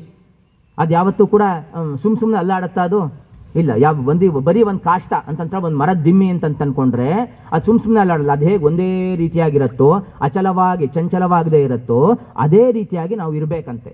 ನಾವೆಲ್ಲರೂ ಕೂಡ ಧ್ಯಾನ ಮಾಡಬೇಕಾದ್ರೆ, ಯಾವುದಾದ್ರೂ ಮಂತ್ರಗಳನ್ನು ಹೇಳ್ಕೊಳ್ಬೇಕಾದ್ರೆ ಈ ಕಾಷ್ಟ ಮೌನ ವ್ರತವನ್ನ ನಾವೆಲ್ಲ ಮಾಡ್ಕೊಳ್ಬೇಕಂತೆ. ಹಾಗೆ ವಿಷ್ಣು ಸಹಸ್ರನಾಮವನ್ನ ನಿಮ್ಗೆ ಎಷ್ಟಾಗತ್ತೋ ಅಷ್ಟು ಬಾರಿ, ಕನಿಷ್ಠ ಪಕ್ಷ ಮಿನಿಮಮ್ ಒಂದ್ಸಲಿ ಅಂತೂ ದಿವಸಕ್ಕೆ ಹೇಳಲೇಬೇಕು. ಈ ರೀತಿಯಾಗಿ ಹೇಳಿದ್ರೆ, ಭೀಷ್ಮಾಚಾರ್ಯರು ಕೊಟ್ಟಿರತಕ್ಕಂತಹ ಈ ವಿಷ್ಣು ಸಹಸ್ರನಾಮವನ್ನು ಹೇಳಿದ್ರೆ ನಮ್ಗೇನು ಬೇಕೋ ಅವೆಲ್ಲವನ್ನು ಕೂಡ ನಮಗೆ ಸಾಧನೆ ಮಾಡ್ಕೊಳ್ಳಿಕ್ಕೆ ನಮಗೆ ಸಾಧ್ಯ. ಇನ್ನು ಈ ಒಂದು ದೊಡ್ಡ ವಿಷ್ಣು ಸಹಸ್ರನಾಮ ಎಷ್ಟು 108 ಶ್ಲೋಕ ಹತ್ತತ್ರ ಅಷ್ಟಿದೆ. 1000 ನಾಮಗಳು, ದೇವರ 1000 ನಾಮಗಳನ್ನ ಶ್ಲೋಕದಲ್ಲಿ ಮಾಡಿಕೊಂಡು 108 ಶ್ಲೋಕದಲ್ಲಿ ನಮಗೆ ಉಪದೇಶವನ್ನು ಕೊಟ್ಟಿದ್ದಾರೆ ಭೀಷ್ಮಾಚಾರ್ಯರು. ಭಯಂಕರವಾದ ಪ್ರತಿಜ್ಞೆಯನ್ನು ಮಾಡಿದ್ದಾರೆ. ಹಾಗಾಗಿ ನಾವೆಲ್ಲರೂ ಕೂಡ ಇವತ್ತು ಪ್ರತಿಜ್ಞೆಯನ್ನು ಮಾಡಿಕೊಳ್ಳಿಕ್ಕೆ ನಮಗೊಂದು ತುಂಬ ದೊಡ್ಡ ಅವಕಾಶ. ಯಾವ ಪ್ರತಿಜ್ಞೆಯನ್ನು ನಾವು ಮಾಡ್ತೀವೋ ಅದನ್ನು ಇವತ್ತು ಭೀಷ್ಮಾಚಾರ್ಯರು, ಅವರ ಅಂತರ್ಯಾಮಿಯಾಗಿರತಕ್ಕಂತಹ ಪ್ರಾಣದೇವರು, ಅವರ ಅಂತರ್ಯಾಮಿಯಾಗಿರತಕ್ಕಂತಹ ಕೃಷ್ಣ, ಇವರೆಲ್ಲರೂ ಕೂಡ ಏನು ಮಾಡ್ಕೊಳ್ತಾರೆ, ಓಹೋ ಇವನು ಭೀಷ್ಮಾಷ್ಟಮಿ ದಿವಸ ಇವನು ಪ್ರಯತ್ನವನ್ನು ಮಾಡಿದ್ದಾನೆ, ಪ್ರತಿಜ್ಞೆಯನ್ನು ಮಾಡಿದ್ದಾನೆ, ಹಾಗಾಗಿ ಇವನ ಪ್ರತಿಜ್ಞೆಯನ್ನ ನಾವು ನಿಂತು ನಡೆಸ್ಕೊಡ್ಬೇಕು ಅಂತ ಹೇಳಿ ಅವ್ರು ಏನು ಮಾಡ್ಕೊಳ್ತಾರೆ, ನಮ್ಮ ಪ್ರತಿಜ್ಞೆಯನ್ನು ಅವರು ನಡೆಸ್ತಾರೆ. ಹಾಗಾಗಿ ನಾವೆಲ್ಲರೂ ಕೂಡ ಇವತ್ತು ಪ್ರತಿಜ್ಞೆ ಮಾಡಲಿಕ್ಕೆ ತುಂಬ ಅತ್ಯಂತ ಉತ್ತಮವಾಗಿರತಕ್ಕಂತಹ ದಿವಸ. ನಾವೆಲ್ಲರೂ ಕೂಡ ನಮ್ಗೆ ಗೊತ್ತು ನಾವೇನು ಮಾಡಬೇಕು ಅಂತ ನಮ್ಮಲ್ಲಿ ಒಂದು ಚಿಂತನೆ ಇರಬೇಕು. ಸೊ ನಾವು ಮಾಡ್ತಕ್ಕಂತಹ ಪ್ರತಿಜ್ಞೆ ಅದೇನಾಗಿರಬೇಕು, ದೇಶಕ್ಕೆ ಒಳ್ಳೇದಾಗಬೇಕು. ಆ ಪ್ರತಿಜ್ಞೆಯಿಂದಾಗಿ ನಮ್ಮ ಉದ್ಧಾರ ಆಗಬೇಕು. ನಾವು ಜೀವನದಲ್ಲಿ ಒಬ್ಬ ವ್ಯಕ್ತಿ ಅಂದರೆ ಇವನು ತುಂಬ ಬೆಸ್ಟ್ ವ್ಯಕ್ತಿ, ತುಂಬ ಒಳ್ಳೆ ವ್ಯಕ್ತಿ, ನಮಗೆಲ್ಲರೂ ಕೂಡ ಎಕ್ಸಾಂಪಲ್ ಕೊಡೋದು, ನೋಡಿ ಅವನಿಗೆ ನೋಡು ಅವನ ಥರ ಇರಬೇಕು ಅಂತ ನಾವು ಇಡೀ ಜಗತ್ತಿಗೆ, ಒಬ್ಬರಿಬ್ಬರಿಗಲ್ಲ ಇಡೀ ಜಗತ್ತಿಗೆ ನಾವೇನಾಗಬೇಕು ಮಾಡೆಲ್. ಇವತ್ತೆಲ್ಲ ನೀವೆಲ್ಲ ಒಂದೊಂದು ಪಾತ್ರಗಳು ಹಾಕಿದ್ದಲ್ವ, ನಮ್ಮ ಇವತ್ತು ಅತಿಥಿಗಳು ಹೇಳಿದ್ರು, ಒಂದೊಂದು ಪಾತ್ರಗಳನ್ನು ನೀವು ಹಾಕಿದ್ದು ಏನಿದೆ, ಈ ಎಷ್ಟೋ ಜನಕ್ಕೆ ಇದರಿಂದಾಗಿ ಒಂದು ಉತ್ಸಾಹ ಬರುತ್ತೆ, ನಾವು ಕೂಡ ಇವ್ರ ಥರ ಜೀವನ ಮಾಡಬೇಕಲ್ವಾ. ಇಲ್ಲಿ ಯಾರು ಇವತ್ತು ರಾಣಿ ಹಬ್ಬಕ್ಕ ಇರ್ಬೋದು, ಯಾರು ಇವ್ರನ್ನೆಲ್ಲ ಎಷ್ಟೋ ವರ್ಷಗಳಾಗಿದ್ರು ಕೂಡ ಇವತ್ತು ನಾವು ಸ್ಮರಣೆ ಮಾಡ್ತಾ ಇದ್ದೇವೆ ಅಂತ ಹೇಳಿದ್ರೆ, ಯಾರ್ಯಾರಿಗೆ ನಿಮ್ಮ ಮುತ್ತಜ್ಜನ ಹೆಸರು ಗೊತ್ತು? ಕೈ ಎತ್ತಿ. ಮುತ್ತಜ್ಜನ ಹೆಸರು ಗೊತ್ತಾ? ಮುತ್ತಜ್ಜನ ಹೆಸರು, ಅವರಪ್ಪನ ಹೆಸರು, ಅವರಪ್ಪನ ಹೆಸರು ಗೊತ್ತಾ? ಮುತ್ತಜ್ಜನಪ್ಪನ ಹೆಸರು. ಮುತ್ತಜ್ಜ ಅಂದ್ರೆ ನಿಮ್ಮ ತಂದೆ, ನಿಮ್ಮ ತಂದೆ ಅಜ್ಜ, ಅವ್ರ ತಂದೆ ಮುತ್ತಜ್ಜ, ಗೊತ್ತಾ? ಹಾ, ಮುತ್ತಜ್ಜನ ತಂದೆ ಹೆಸರು ಎಷ್ಟು ಜನಕ್ಕೆ ಗೊತ್ತು? ಗೊತ್ತಾ? ಹಾ, ಅವ್ರ ತಂದೆ ಹೆಸರು. ಸ್ತುತಿ, ಎಷ್ಟು ಹೇಳ್ತಾ ಇದ್ದೀನಿ, ಎಷ್ಟು ತಲೆಮಾರು ಹೇಳ್ತಾ ಇದ್ದೀನಿ. ಹಾ, ಅಪ್ಪನ ಹೆಸರೇನು ಹೇಳು ಸ್ತುತಿ. ಹಾ, ಅವ್ರ ಅಪ್ಪನ ಹೆಸರು ಉಪೇಂದ್ರನಾ? ಹಾ, ಅವ್ರ ತಂದೆ ಹೆಸರು, ಇವ್ರ ಅಜ್ಜ ಆದ್ರು ರಾಮಸ್ವಾಮಿ. ಮುತ್ತಜ್ಜ ಆಯ್ತು. ಮುತ್ತಜ್ಜನ ತಂದೆ? ಹಾ, ಅವ್ರ ತಂದೆ ಗೊತ್ತಿಲ್ಲ. ಇರ್ಲಿ, ವೆರಿ ಗುಡ್. ಹಾ, 5 ತಲೆಮಾರು ನೆನಪಿದೆ. ಹಾ, ಇರ್ಲಿ, ಹೇಳ ತಂದೆ ಹೆಸರು. ಹಾ, ಸುದರ್ಶನ. ಪಿತಾಮಹ ರಾಮನರಸಿಂಹ. ಪ್ರಪಿತಾಮಹ ಕುಪ್ಪಣ್ಣಾಚಾರ್. ಪ್ರಪಿತಾಮಹ ಹಾ ನಾಮಕಲ್ಲಾಚಾರ್. ಒಬ್ಬ 6. ಹಾ, ಅಷ್ಟು ಗೊತ್ತಾ? ಇರ್ಲಿ, ಬಹು ಉತ್ತಮ. ಹಾ, ಆಯ್ತು. ಸೊ ಇಷ್ಟು ಜನ ನಮ್ಗೆ ನೆನಪಿದ್ದಾರೆ ಅಂತಂತ ಹೇಳಿದ್ರೆ, ಇನ್ನು ನಮ್ಮ ಸ್ವತಂತ್ರ ಯೋಧರು ಎಷ್ಟು ವರ್ಷ ಆಯಿತು. ಆಮೇಲೆ ನಮ್ಮ ಮಹಾಭಾರತದಲ್ಲಿರತಕ್ಕಂತಹ ಪಾತ್ರಗಳಿಗೆ ಅವೆಲ್ಲ ತ್ರೇತಾಯುಗದಲ್ಲಿ ನಡೆದಿರತಕ್ಕಂಥದ್ದು, ದ್ವಾಪರ ಯುಗದಲ್ಲಿ ನಡೆದಿರತಕ್ಕಂತಹ ಪಾತ್ರಗಳು. ಇವತ್ತು ಕೂಡ ನಾವು ಯಾವ ಪಾತ್ರಗಳನ್ನ ನಾವು ನೆನಪಿಟ್ಕೊಂಡಿರ್ತೇವೆ ಅಂತಂತ ಹೇಳಿದ್ರೆ, ಯಾರು ಜಗತ್ತಿಗೋಸ್ಕರ ತ್ಯಾಗವನ್ನು ಮಾಡಿದ್ದಾರೋ, ದೇಶಕ್ಕೋಸ್ಕರ ಇಡೀ ತಮ್ಮ ಸರ್ವಸ್ವವನ್ನು ಯಾರು ತ್ಯಾಗ ಮಾಡಿದ್ದಾರೋ, ದೇವರಿಗೋಸ್ಕರ ಯಾರು ತಮ್ಮ ಸರ್ವಸ್ವವನ್ನು ತ್ಯಾಗ ಮಾಡಿದ್ದಾರೋ, ಯಾರು ತಂದೆ ತಾಯಿಗಳು, ನಮ್ಮ ಕುಟುಂಬ ಅಥವಾ ನಮ್ಮ ಗ್ರಾಮ, ನಮ್ಮ ದೇಶಕ್ಕೋಸ್ಕರ ಯಾರು ತ್ಯಾಗವನ್ನು ಮಾಡಿದ್ದಾರೋ, ಜಗತ್ತು ಅವರನ್ನು ಮಾತ್ರ ನೆನಪಿಟ್ಕೊಡತ್ತೆ. ಯಾರು ಸ್ವಾರ್ಥಪರರಾಗಿದ್ದಾರೋ ಅವರನ್ನು ಯಾರು ಕೂಡ ಇವತ್ತು ನೆನಪು ಮಾಡ್ಕೊಳ್ಳಿಕ್ಕೆ ಸಾಧ್ಯನೇ ಇಲ್ಲ. ಹಾಗಾಗಿ ನಾವು ಮಾಡ್ತಕ್ಕಂತಹ ಪ್ರತಿಜ್ಞೆ ಏನಾಗಿರಬೇಕು ಅಂದರೆ, ಅದು ದೇಶಕ್ಕೋಸ್ಕರ ಪ್ರತಿಜ್ಞೆ ಆಗಿರಬೇಕು, ಆತ್ಮೋದ್ಧಾರಕ್ಕೋಸ್ಕರ. ಹಿಂದೆಲ್ಲ ವ್ರತ ಮಾಡ್ತಾ ಇದ್ರು, ನಾನು ಸತ್ಯವ್ರತ, ಯಾವತ್ತೂ ಕೂಡ ಸತ್ಯವನ್ನು ಹೇಳ್ತೇನೆ, ನಾನು ದೇವರ ಸೇವೆಗೋಸ್ಕರ ಇಷ್ಟು ದಿವಸ ವಿಷ್ಣು ಪಂಚಕ ವ್ರತವನ್ನು ಮಾಡ್ತೇನೆ, ಭೀಷ್ಮ ಪಂಚಕ ಉಪವಾಸವನ್ನು ಮಾಡ್ತೇನೆ. ಈ ರೀತಿಯಾಗಿ ವ್ರತವನ್ನು ಮಾಡಿ ಇದರಿಂದಾಗಿ ದೇವರಿಗೆ ಪ್ರೀತಿಯಾಗಲಿ ಅನ್ನುವ ದೃಷ್ಟಿಯಿಂದಾಗಿ ನಮ್ಮೆಲ್ಲರ ಪ್ರತಿಜ್ಞೆ ಮಾಡ್ಕೊಳ್ಬೇಕು. ಹಾಗಾಗಿ ಎಲ್ಲರೂ ಕೂಡ ಆಯ್ತು, ನಾನು ಇನ್ನು ಹೆಚ್ಚಿಗೆ ಮಾಡ್ತೊಡಿದ್ರಿ, 10:55 ಆಯಿತು. ಹಾಗಾಗಿ ನೀವೆಲ್ಲರೂ ಕೂಡ ಇವತ್ತು ಭೀಷ್ಮಾಚಾರ್ಯರನ್ನು ಸ್ಮರಣೆ ಮಾಡಿಕೊಂಡು, ವಸೂನಾಂ ಅವತಾರಾಯ ಶಂತನೋಹೋ ಆತ್ಮಜಾಯಚ, ಶಂತನುವಿನ ಮಗನಾಗಿರತಕ್ಕಂಥವರು, ಆಬಾಲ್ಯ ಬ್ರಹ್ಮಚಾರಿಣೆ, ತಾನು ಚಿಕ್ಕವನಾಗಿನಿಂದ ಪ್ರಾರಂಭ ಮಾಡಿ ತನ್ನ ದೇಹ ಸವೆಯುವವರೆಗೂ ಕೂಡ ಅವನು ಬ್ರಹ್ಮಚಾರಿಯಾಗಿರತಕ್ಕಂತಹ ಭೀಷ್ಮಾಯ, ಭಯಂಕರವಾಗಿರುವ ಸಾರ್ಥಕವಾದ ಪ್ರತಿಜ್ಞೆಯನ್ನು ಮಾಡಿರತಕ್ಕಂತಹ ಭೀಷ್ಮಾಚಾರ್ಯರಿಗೋಸ್ಕರ ನಾನು ಅರ್ಘ್ಯವನ್ನು ಕೊಡ್ತೇನೆ ಅಂತ ಎಲ್ಲರೂ ಕೂಡ 2 ನಿಮಿಷ ಕಣ್ಣನ್ನು ಮುಚ್ಚಿಕೊಂಡು ನೀವೇನು ಪ್ರತಿಜ್ಞೆಯನ್ನು ಮಾಡ್ತಾ ಇದ್ದೀರಾ ದೇಶಕ್ಕೋಸ್ಕರ, ಪ್ಲಾಸ್ಟಿಕ್ ಬಿಡೋದಾಗಿರ್ಬೋದು, ಅಥವಾ ರಾಮಾಯಣವನ್ನು ನಾನು ಜೀವನದಲ್ಲಿ ಮುಂದೆ ಭೀಷ್ಮಾಷ್ಟಮಿ ಬರೋದ್ರೊಳಗೆ ನಾನು ಒಂದು 3-4 ಆವೃತ್ತಿ ಆದರೂ ಕೂಡ 24,000 ಶ್ಲೋಕವನ್ನು ನಾನು ಮುಗಿಸ್ತೇನೆ. ಏನು ಕಷ್ಟ ಇಲ್ಲ, ದಿವಸಕ್ಕೆ ಒಂದು 100 ಶ್ಲೋಕವನ್ನು ಓದಲಿಕ್ಕೆ ಏನು ಕಷ್ಟ ಇಲ್ಲ. ಹಾಗಾಗಿ ಮಾಡಿ ಇಲ್ಲಿ ಏನೂ ಆಗಿದ್ರೆ ಅಟ್ಲೀಸ್ಟ್ ಒಂದು ಬಾರಿ ಆಗಿದ್ರು ಕೂಡ ಯಾರ್ಯಾರು ರಾಮಾಯಣ ಪರೀಕ್ಷೆಯನ್ನು ಕೊಟ್ಟಿದ್ದೀರಾ ಅವರೆಲ್ಲ ಮಾಡ್ಬೋದಾ? ಒಂದು ಸಲನಾದರೂ ಕೂಡ ಅರ್ಥ ಗೊತ್ತಾಗುತ್ತೋ ಇಲ್ಲೋ, ನಾನು 24,000 ಶ್ಲೋಕಗಳನ್ನು ಒಂದು ಆವೃತ್ತಿ ಮುಂದಿನ ಭೀಷ್ಮಾಷ್ಟಮಿಗೆ ನಾನು ಮುಗಿಸ್ತೇನೆ. ಪ್ರತಿಜ್ಞೆ ಆಗತ್ತಾ ನೋಡಿ. ಆಯ್ತು, ಇಲ್ಲಿದ್ರೆ ಅಟ್ಲೀಸ್ಟ್ ನಾನು ಒಂದು 5 ಕಾಂಡಗಳನ್ನು, ಒಟ್ಟು 7 ಕಾಂಡಗಳಿದೆ ರಾಮಾಯಣದಲ್ಲಿ, ವಾಲ್ಮೀಕಿ ರಾಮಾಯಣದಲ್ಲಿ ಒಂದು 5 ಕಾಂಡಗಳನ್ನು ನಾನು ಏನು ಮಾಡ್ತೇನೆ, ಆವೃತ್ತಿಯನ್ನು ನಾನು ಮಾಡ್ತೇನೆ, ಅದನ್ನು ನಾನು ಪಾರಾಯಣವನ್ನು ಮಾಡ್ತೇನೆ. ಇನ್ನು ಯಾರು ರಾಮಾಯಣ ಪ್ರವೇಶವನ್ನೇ ಮಾಡಿಲ್ಲ ಅವರು ನಾನು ರಾಮದೇವರ ಜಪವನ್ನು ಮಾಡ್ತೇನೆ, ಅಥವಾ ಮುಂದಿನ ಭೀಷ್ಮಾಷ್ಟಮಿಯಲ್ಲಿ ಒಂದಿಷ್ಟು ರಾಮನಾಮ ಜಪವನ್ನು ನಾನು ಮಾಡ್ತೇನೆ. ನಿಮ್ಗೆ ಏನು ಅನುಕೂಲ ಆಗುತ್ತೋ ಅದನ್ನು ನೀವು ಪ್ರತಿಜ್ಞೆಯನ್ನು ಕಣ್ಮುಚ್ಕೊಂಡು ಮಾಡ್ಕೊಳ್ಳಿ. ಅದನ್ನು ಹೋದ ತಕ್ಷಣ ಬರೆದಿಡಿ. ನಾಳೆ ನಿಮ್ಮ ಯಾರು ಪರಿಸರದ ಅಧ್ಯಾಪಕರು ಅಂತ ಅವರಿಗೆ ತೋರಿಸ್ಬಿಡಿ. ಸೊ ಅವ್ರು ನೆನಪು ಮಾಡ್ತಾ ಇರ್ತಾರೆ. ಮನೆಯಲ್ಲಿ ಅಪ್ಪ ಅಮ್ಮಂಗೂ ಕೂಡ ಹೇಳಿ ಒಂದು ಬೋರ್ಡ್ ಹಾಕ್ಕೊಳ್ಳಿ. ಒಂದು ಬೋರ್ಡ್ ಹಾಕ್ಕೊಂಡು ಸೊ ನಾನು ಇಷ್ಟಿಷ್ಟು ಮಾಡ್ತಾ ಇದ್ದೀನಿ ಅಂತ ಆದಾಗ ನಿಮ್ಗೆ ಮರೆತು ಹೋಗೋದಿಲ್ಲ. ಹಾಗಾಗಿ ನಿಮ್ಗೆ ಏನು ಬೇಕಾದ್ರೆ ಇದನ್ನು ಬಿಟ್ಟು ಅಕ್ಷರ ಕೇಳ್ತಾ ಇರಬೇಕು. 3 ಸಲ ನಿನ್ನ ಹೆಸರು ಕರೆದೆ. ಹಾಗಾಗಿ ಎಲ್ಲರೂ ಕೂಡ ಪ್ರತಿಜ್ಞೆ ಮಾಡ್ಕೊಳ್ಬೇಕು. ಇದನ್ನು ಬಿಟ್ಟು ಏನು ಬೇಕಾದ್ರೆ ಪ್ರತಿಜ್ಞೆ ತಗೊಳ್ಳಿ. ಸೊ ಒಂದಂತೂ ಇದು ಮಾಡ್ಕೊಳ್ಬೇಕು, ಇನ್ನು ದೇಶಕ್ಕೋಸ್ಕರ ನಾನು ಪ್ಲಾಸ್ಟಿಕ್ಕನ್ನು ಕಡಿಮೆ ಮಾಡ್ತೇನೆ, ದೇಶಕ್ಕೋಸ್ಕರ ಯಾರಾದರೂ ಕೂಡ ಬಡವರಿದ್ದರೆ ಅವ್ರಿಗೆ ದುಡ್ಡು ಕೊಡೋ ಅವಶ್ಯಕತೆ ಇಲ್ಲ. ಅವ್ರಿಗೆ ಹೊಟ್ಟೆಗೆ ಹಶ್ವಾಗ್ತಾ ಇರುತ್ತೆ, ಅವ್ರಿಗೇನೋ ಒಂದು ಇಡ್ಲಿನೋ ಅಥವಾ ಏನು ಮಸಾಲೆ ದೋಸೆನೋ ಏನಾದರೂ ಕೊಡಿಸಿ, ದುಡ್ಡು ಕೊಡೋ ಅವಶ್ಯಕತೆ ಇಲ್ಲ. ಅದರ ದುರುಪಯೋಗ ಆಗ್ಬೋದು. ಆದರೆ ಯಾರು ಹಸಿದಿದ್ದಾರೆ ಅವ್ರಿಗೆ ನಾನು ಅನ್ನದಾನವನ್ನು ಮಾಡ್ತೇನೆ. ಯಾವ ಪ್ರತಿಜ್ಞೆಯನ್ನು ಕೂಡ ಮಾಡಿಕೊಳ್ಳಿ. ಎಲ್ಲರೂ ಕೂಡ ನನ್ನನ್ನು ಕೂಡ ಸೇರಿ 2 ನಿಮಿಷ ಎಲ್ಲರೂ ಕೂಡ ಕಣ್ಣು ಮುಚ್ಚಿ ನಾವೆಲ್ಲರೂ ಕೂಡ ಒಂದು ಪ್ರತಿಜ್ಞೆ ಮಾಡೋಣ. ವಸೂನಾಂ ಅವತಾರಾಯ ಶಂತನೋರಾತ್ಮಜಾಯ ಚ ಅರ್ಘ್ಯಂ ದದಾಮಿ ಭೀಷ್ಮಾಯ ಬ್ರಹ್ಮಚಾರಿಣೇ ಶ್ರೀ ಭೀಷ್ಮಾಯ ನಮಃ. ಹಾಗಾಗಿ ಇವತ್ತು ಭೀಷ್ಮಾಚಾರ್ಯನೆಲ್ಲರೂ ಕೂಡ ಸ್ಮರಣೆಯನ್ನು ಮಾಡಿಕೊಂಡು ಇವತ್ತು ಮನೆಗೆ ಹೋಗಿ ಎಲ್ಲರೂ ಕೂಡ ಬರೆದಿರತಕ್ಕಂತಹ ಒಳ್ಳೆಯ ಕೆಲಸವನ್ನು ಆದಷ್ಟು ವಿಷ್ಣು ಸಹಸ್ರನಾಮ ಪಾರಾಯಣವನ್ನು ಮಾಡಿಕೊಂಡು ಇವತ್ತಿನ ದಿವಸವನ್ನು ನಾವೆಲ್ಲರೂ ಕೂಡ ಚೆನ್ನಾಗಿ ಕಳೆಯೋಣ ಅಂತ ಹೇಳಿ 2 ಮಾತುಗಳನ್ನು ಭೀಷ್ಮಾಚಾರ್ಯರ ಅಂತರ್ಯಾಮಿಯಾಗಿರತಕ್ಕಂತಹ ಪ್ರಾಣಸ್ಥ ಶ್ರೀ ಕೃಷ್ಣನಿಗೆ ಈ 2 ಮಾತುಗಳನ್ನು ಅರ್ಪಣೆಯನ್ನು ಮಾಡ್ತೇನೆ. ಶ್ರೀಕೃಷ್ಣಾರ್ಪಣಮಸ್ತು. ಶುಭ ದಿನದ ಮಹತ್ವವನ್ನು ತಿಳಿಸ್ಕೊಟ್ಟ ವಿಕಾಸಣ್ಣ ಅವರಿಗೆ ಇನ್ನೊಂದು ಶುಭ ಸುದ್ದಿ ಇದೆ, ಅದನ್ನು ನಾವು ತಿಳಿಸ್ಬೇಕು ಅಂತ ಅಂದ್ಕೊಳ್ತಾ ಇದ್ದೀನಿ. ಈ ಸಂದರ್ಭದಲ್ಲಿ ಭಂಡಾರಕೇರಿ ಮಠದ ಸ್ವಾಮಿಗಳು ಪೂರ್ಣಪ್ರಮತಿ ಗುರುಕುಲದಲ್ಲಿ ವಿಕಾಸಣ್ಣ ಅವರು ಮಾಡ್ತಿರುವಂತಹ ಒಂದು ಸಂಸ್ಕಾರ, ಸಂಸ್ಕೃತಿ ಮತ್ತು ಜಗತ್ತಿಗೆ ಒಳ್ಳೆಯ ವಿಷಯಗಳನ್ನ ತಿಳಿಸೋದ್ರಲ್ಲಿ ಸಂಸ್ಕೃತ ವಿಭಾಗದಲ್ಲಿ ಅವರು ಮಾಡ್ತಿರುವಂತಹ ಒಳ್ಳೆಯ ಕೆಲಸಗಳನ್ನ ಗುರುತಿಸಿ ಭಂಡಾರಕೇರಿ ಮಠದ ಸ್ವಾಮಿಗಳು ಅವರಿಗೆ ಯುವ ಪ್ರಶಸ್ತಿಯನ್ನು ನೀಡೋದಕ್ಕೆ ಅವ್ರನ್ನ ಆಯ್ಕೆ ಮಾಡ್ಕೊಂಡಿದ್ದಾರೆ. ಇದು ನಮಗೆಲ್ಲ ತುಂಬ ಹೆಮ್ಮೆಯ ಹಾಗೂ ಸಂತೋಷದ ವಿಚಾರ. ವಿಕಾಸಣ್ಣ ಇಲ್ಲಿ ಬರಬೇಕು. ವಿಕಾಸಣ್ಣ ಬನ್ನಿ. ಜೋರಾದ ಅಭಿನಂದನೆ, ಜೋರಾದ ಚಪ್ಪಾಳೆಯ ಮೂಲಕ ವಿಕಾಸಣ್ಣ ಅವ್ರಿಗೆ ಅಭಿನಂದನೆಗಳು. ಅವ್ರಿಗೆ ಇನ್ನಷ್ಟು ಹೀಗೆ ಕೀರ್ತಿ ಪತಾಕೆಗಳು ಸಿಗಲಿ ಅಂತ ಆಶಿಸ್ತಾ ನಾಳೆ ಮತ್ತು ನಾಡಿದ್ದು ಕೊಯಂಬತ್ತೂರಿನಲ್ಲಿ ನಡೆಯುವಂತಹ ಸಮಾರಂಭದಲ್ಲಿ ಅವರು ಪ್ರಶಸ್ತಿಯನ್ನು ಸ್ವೀಕರಿಸೋದಕ್ಕೆ ಹೋಗ್ತಾ ಇದ್ದಾರೆ. ಮತ್ತೊಮ್ಮೆ ನಿಮಗೆ ಹೃತ್ಪೂರ್ವಕ ಧನ್ಯವಾದಗಳು ವಿಕಾಸಣ್ಣ.